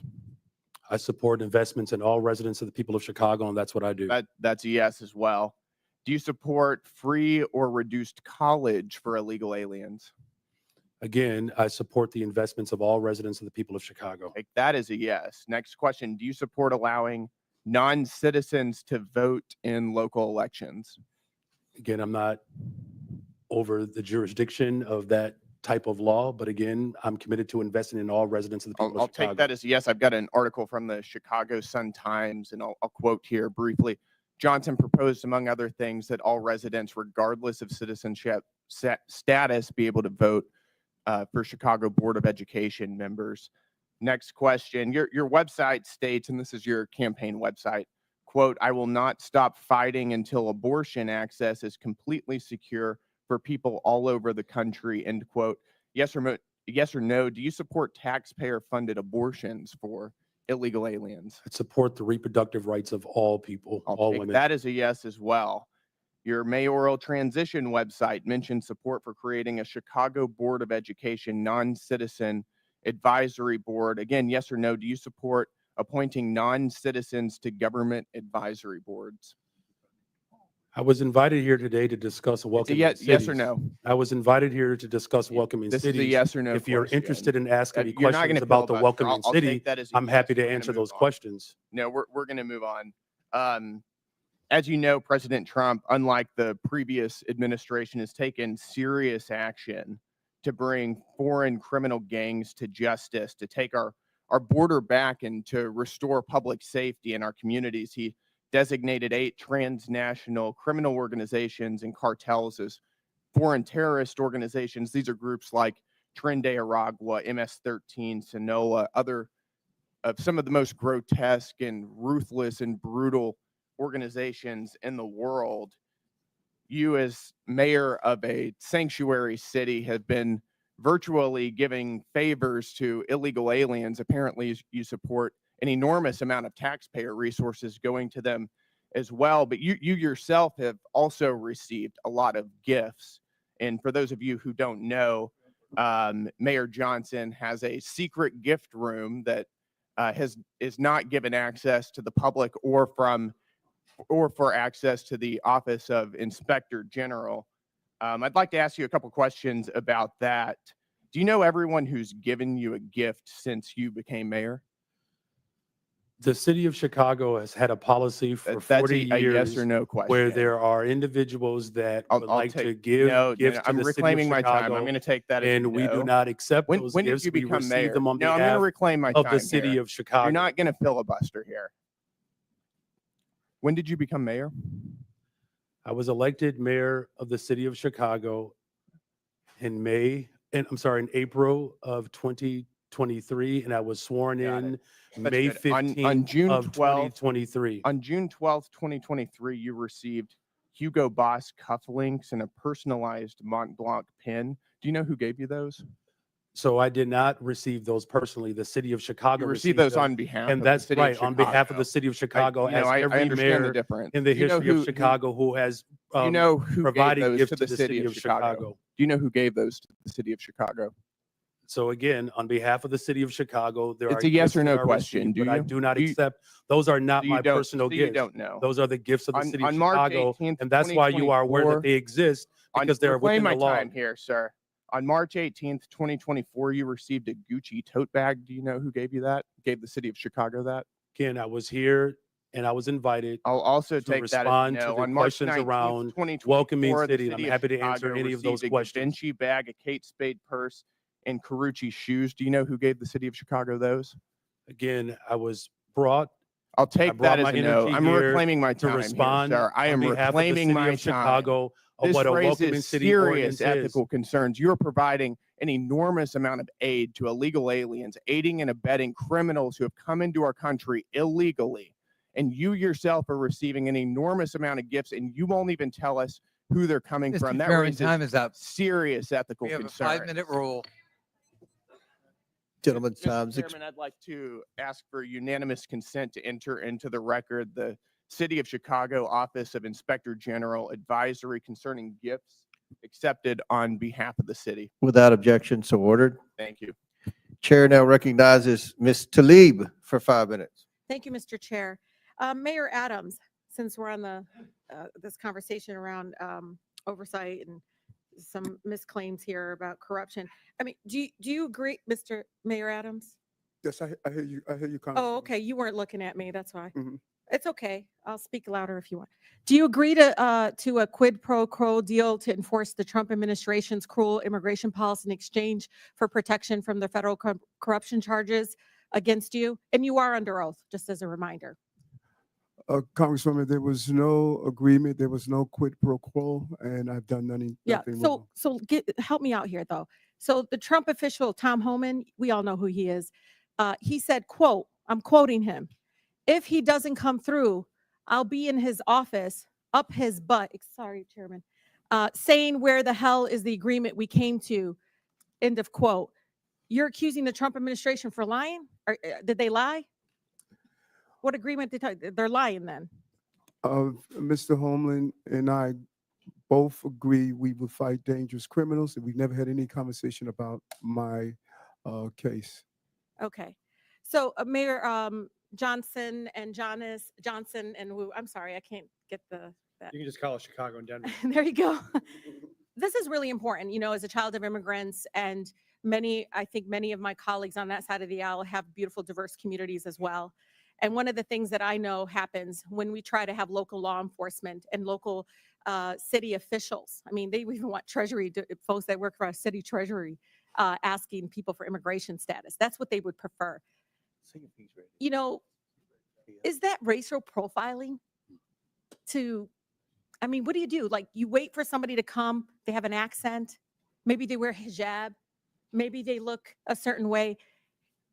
That's what they want you to do. That's what they're asking you to do, by the way. They want you all to basically do the job of what the federal government should be doing in regards to passing really comprehensive immigration reform. So families are not separated, because right now they're just, all they want to do is continue to talk about enforcement. Guess what? The last 20 years, it didn't work, did it? It isn't working. So one by one, if you can talk about that, because I know my mother, who's been here for over 50 years, is carrying her passport, her U.S. passport for the first time in her life. And she ain't traveling nowhere out of the country, but she's carrying it because she knows her beautiful accent. It's beautiful. I love it. And just so fearful of being stopped and being asked her immigration status. She knows she'll be racially profiled, and she already feels unsafe in a community she lived in for over 50 years. Thank you, Congresswoman. I would just agree. We don't think it's relevant to know someone's status when they come into a public library to check out a book, or if they come to the hospital for service, or if they come to register their child for school. The Constitution says you're entitled to an education. Our job is to provide it. So we think that's unnecessary, and it just scares people away. Yeah, Mayor. Yeah, allowing local law enforcement in the city of Chicago to focus on city priorities, as well as making sure that there's trust between our immigrant communities and all of our communities. I've worked on that domestic violence cases as a former immigration attorney. Absolutely. I'm telling you, this is deadly for women being abused. it, Deadly. it certainly engenders trust, and that's how we have Absolutely. driven crime down in the city of Chicago, because of that trust. Mayor Wu. Thank you, Congresswoman. Boston is proud to be the safest major city in the country, and we do not ask about immigration status when providing city services. We also are clear to all our residents that we do not care about immigration status when we hold people accountable for doing harm in the community as well. Yeah, because when I hear sanctuary city, I hear anti-age racial profiling. I really do. I hear like, okay, we're not here in the business of trying to enforce broken immigration laws that are inhumane, completely immoral right now. That's what I hear. And I, as a former immigration attorney, when I hear the story in Denver, and trust me, ICE is there waiting to pick them up. They sent 6 of them and they couldn't handle 6 of them couldn't take this guy that they're supposed to pick up. I don't, doesn't make any sense to me because they're there. They're pretending they don't know that as a fact. But one of the things that bothers me about all of this is the executive order of rescinding the sensitive locations. Why this is important. They basically want to do immigration enforcement and racial profiling and immigration enforcement that's race-based, because look at, I'm at the Canadian border in Detroit. Do you know the majority of people coming down undocumented is Canadian? But guess what? It's still the brown folks that are overwhelming. ACLU did a study, is overwhelming the ones being targeted, detained, and deported. And so for me, the sensitive locations, this is hospitals, schools, you know, this is like funerals. This was all a policy in place to protect us from having our communities over police and militarized. Can you talk about the impact of that? And I have 22 more seconds because No, he went 'cause over. his time He went was- over he 22 was- more he seconds. spoke over him. He That went, was no, not he true. didn't. No, I didn't. What- Chairman, I never went so spoke over him. No, not you. The mayor spoke over Brandon. Oh, well, I didn't. I want. It doesn't matter. He went over 22 seconds. But go ahead I and just ask your want them question. to answer the question about the sensitive locations, because this is something we all should be scared of, because pastors are calling me because they're talking about churches being possibly having ICE agents show up at churches. I can just say, Congresswoman, our fastest growing church in Denver went from 700 folks in the parishioner to 5 after that announcement. All right. Very good. Thank you. Thank you. Yep. Chair recognizes Mr. Fallon from Texas. All right, 43 seconds. That's a deal. All right. Mr. Chairman, thank you. Coming into this very important hearing, I suspected that Democrats would claim illegal immigrants pose no danger and would frame them as a sympathetic victim class, completely glaze over the tremendous financial burden that mass unlawful migration places on the shoulders of the American taxpayers. And furthermore, they would completely ignore the grave dangers that violent criminal illegals pose to all Americans. It would be, Democrats would use spin and deflection and woke wonderment and delusion, and some would even blatantly lie. And as they so often do, the left did not disappoint. The first claim that we heard was there were ICE agents ripping adorable children off adorable school buses. It was a myth and it never happened. And what was the source of this Democratic claim? One letter written by one superintendent in a country of 13,000 school districts. And that letter said that this may happen. Well, I may start a business with flying monkeys delivering you fruit salads. I may. But it never happened. And the case in point, it was Alice ISD. And Mr. Chairman, there was another letter that Alice ISD sent, and I'm going to quote it. It said, "We have not had any Customs and Border Patrol enter or board buses, nor do we have any knowledge of it happening here or in any other school district." It was a spin, it was deflection, and it was a lie. Now, the most important thing that any elected official should focus on is to keep our citizens safe. There's no greater calling. Mayor Johnson, is Chicago a safe city?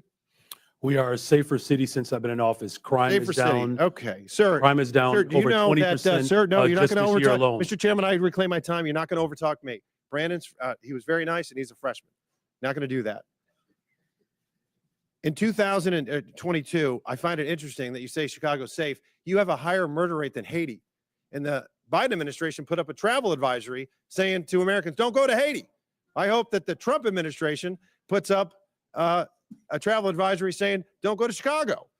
In fact, the Haiti had a murder rate of 18.02%. Chicago has a murder rate of 18.26%. I can see why, sir, you have a 14% approval rating. Mayor Wu, you're a Democrat, yes? Yes, Okay. You supported the Biden-Harris administration politically? I did. Yeah, okay. Do you think that they took border security seriously? I think Washington failed on immigration and continues to do so. So let me ask that again. Did you think the Biden administration took border security seriously? I think Washington It's a failed. yes or no. It's not a trick question, Mayor.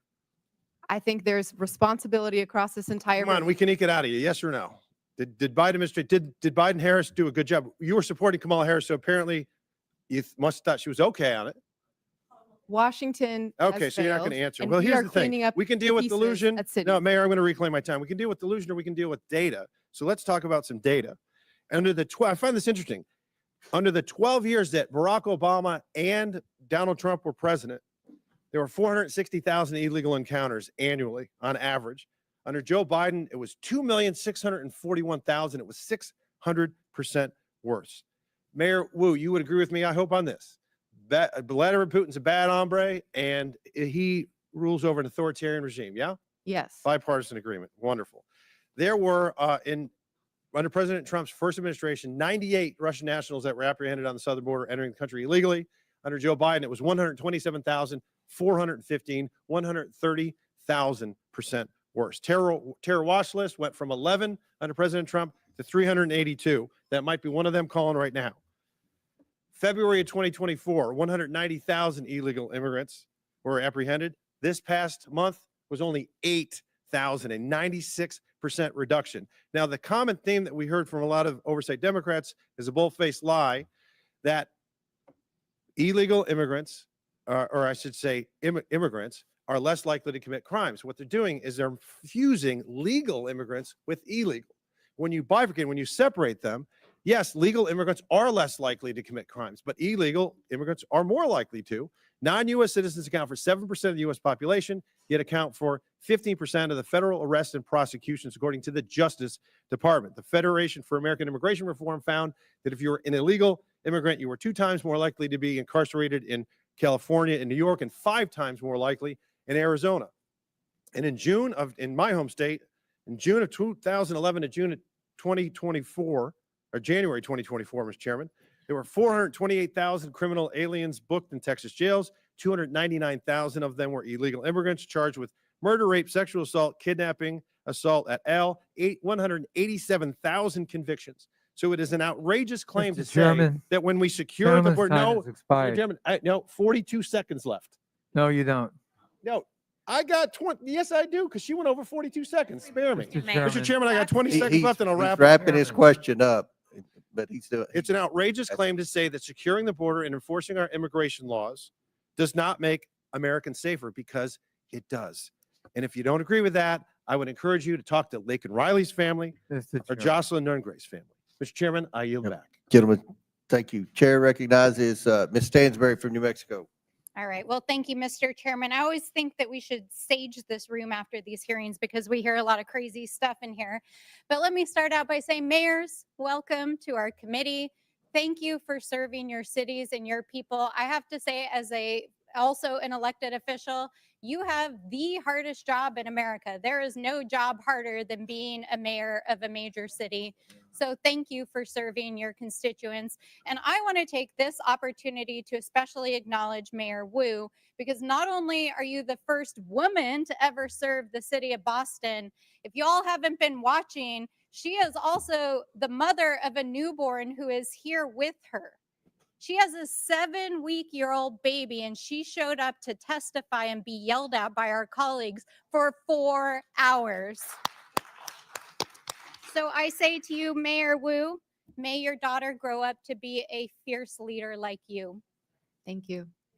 Now, I want to reject the fundamental premise of this hearing, because what this entire effort is about is intimidating state and local officials, attacking law-abiding immigrant families, and spending millions of dollars of taxpayer dollars, both in the administration and in Congress, to make ads that are complete smoke and mirrors, trying to say that Donald Trump has somehow secured America's safety. What they are doing is not making America safer. In fact, it's a total and complete lie, because Donald Trump has failed to actually even secure the border. He's failed to stop illicit drugs like fentanyl from crossing the border. He's failed to secure sufficient staffing and technology to stop human trafficking and illicit drugs from crossing the border. He's failed to support local law enforcement and behavioral health programs to address the issues that are affecting our communities. And he's failed to even execute on the most basic thing that he said he would do, which was to pass immigration reform when he got into office. Here we are, Donald Trump. Where's your immigration bill? Oh, wait, you don't have one. That's right.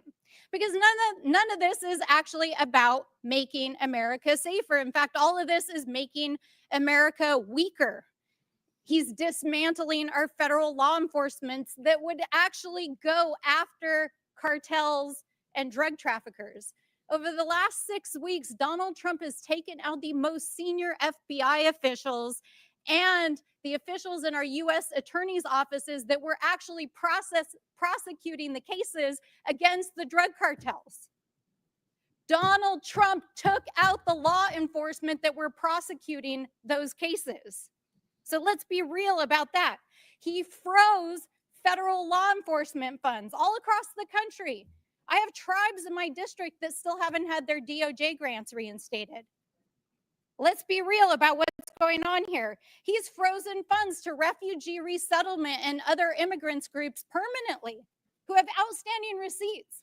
There are refugees and asylees that had waited decades to get to this country from war-torn parts of the world, and they literally had their flights canceled the last 2 weeks, while Donald Trump is sitting in the Oval Office and offering millionaire oligarchs a free ride into America with his gold visa program. Is this really about making America safe again? Is that really what he's about? Is that really what my colleagues across the aisle are about? Because what I can tell you, as a representative from a great city, the city of Albuquerque, a border state, is that we know what makes our communities safer. It means we stop drugs from coming into our country and our communities. It means that we support and we fund our law enforcement. It means that we fund our behavioral health system. It means that we support our mayors, our tribal leaders, and our state officials. It means that we invest in them.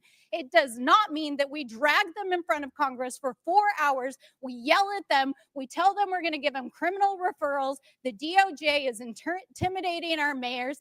And my colleagues across the aisle are producing TV ads to try to pretend that they're making this country safe again. It's total bullshit. Absolute bullshit. They are not making America safer again. And what they are doing is terrorizing immigrant families. That is what they are doing. Parents who are afraid to send their kids to school, parents who are afraid that they won't come home again, kids who are afraid to leave their houses, refugees who have waited for years to come into this country. And our mayors are sitting here enduring this ridiculous hearing as they've been threatened in front of the American people. And so I will say, in the words of my sister in the front row, who brought forward the words of one of our faith leaders just a few days ago on the House floor, I hope that my colleagues across the aisle, who I can tell, most of whom come from immigrant stock, will have the same mercy that our ancestors had shown to them by this country so that you could sit here and be a congressperson. Gentle lady's time's expired. We're Mr. gonna, Chair, I'd ask the unanimous consent. Ms. Crockett. From The Economist, how Boston became the safest big city in America. Murder is declining across the country, but Boston has led the way. And then I have one more UC request. It is from insightcrime.org. Gang violence in Haiti continued to surge in 2024, following a trend that began after the assassination of President in 2021. The country reported a record number of homicides in 2024 with over 7,000 murders for a rate of 62%, up from 40.9% in 2023. Without objections ordered, at the request of the witnesses, we're going to do one more questioner. It'll be Mr. Sessions from Texas. Then the committee will take a 15-minute break. Last questioner before the break at the request of the witnesses will be Mr. Sessions from Texas. Mr. Chairman, thank you very much to the panelists. Thank you for taking time to be here. I hasten to say that I'm probably not going to yell at you. I will not live up to the things that we've been accused of today, but I will say that I want to defend some actions that are being taken. I remember a few years ago when Boston had 2 illegal aliens who were they were known as criminal aliens, but they were known as on the watch list. They created a bomb that went off at the Boston Marathon. Only killed a couple people, but caused huge disruption. And it brought to light that the administration at the time and prior administration had allowed people who were on watch lists that we understood terrorism, criminal, and we were allowing them in the country. We watched forward as we moved about the rule of law being ignored. United States of America allows 1 million people to go through our process, the largest amount of anywhere in the world, 1 million people, and they go through a process. And I spoke at one of these ceremonies, naturalization ceremonies last May.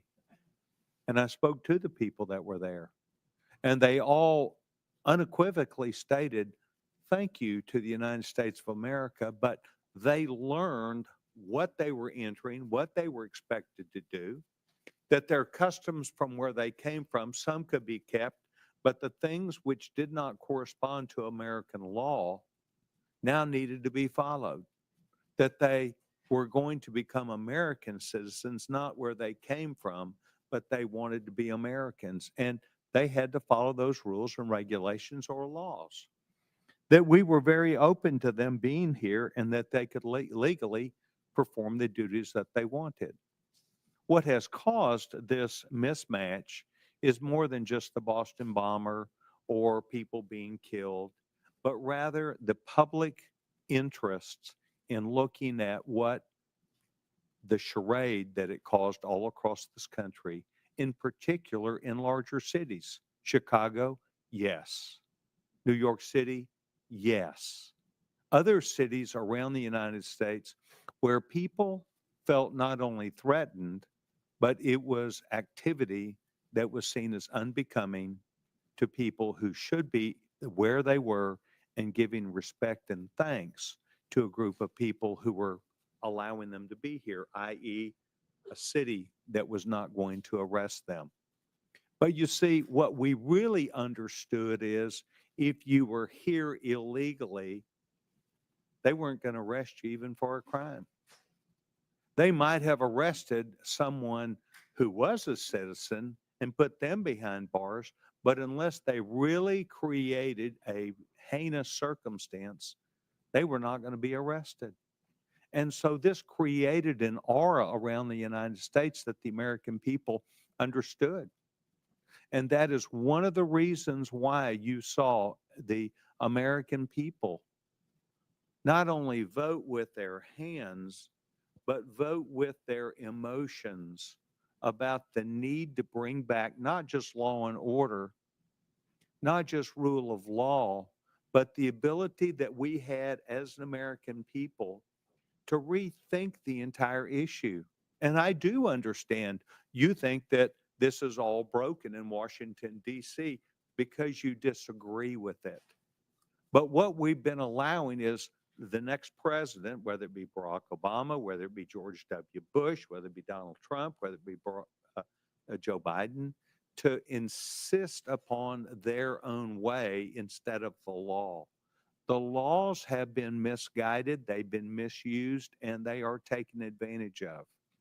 I think what we're trying to do today is to hear from you, not as we're accused, but rather thoughtful people, to hear you talk about your cities, the things which you encounter, and the things which you think are right. And by and large, and I've been in and out of this committee today, but we by and large heard it's more safe. It's not less safe. It's more safe because of what we do. And yet it comes at a cost and a price, and it creates circumstances. So I want to thank you for being here. I want you to remember that not everybody yelled and screamed at you. Some people actually showed up to listen. And that is what I did today. I want to thank each of you because your modeling that you have been doing is something that we do need to pay attention to. Mr. Chairman, I yield back my time. Very good. The committee will take a 20-minute break. Pursuant to the previous order, the chair declares the committee in recess for 20 minutes.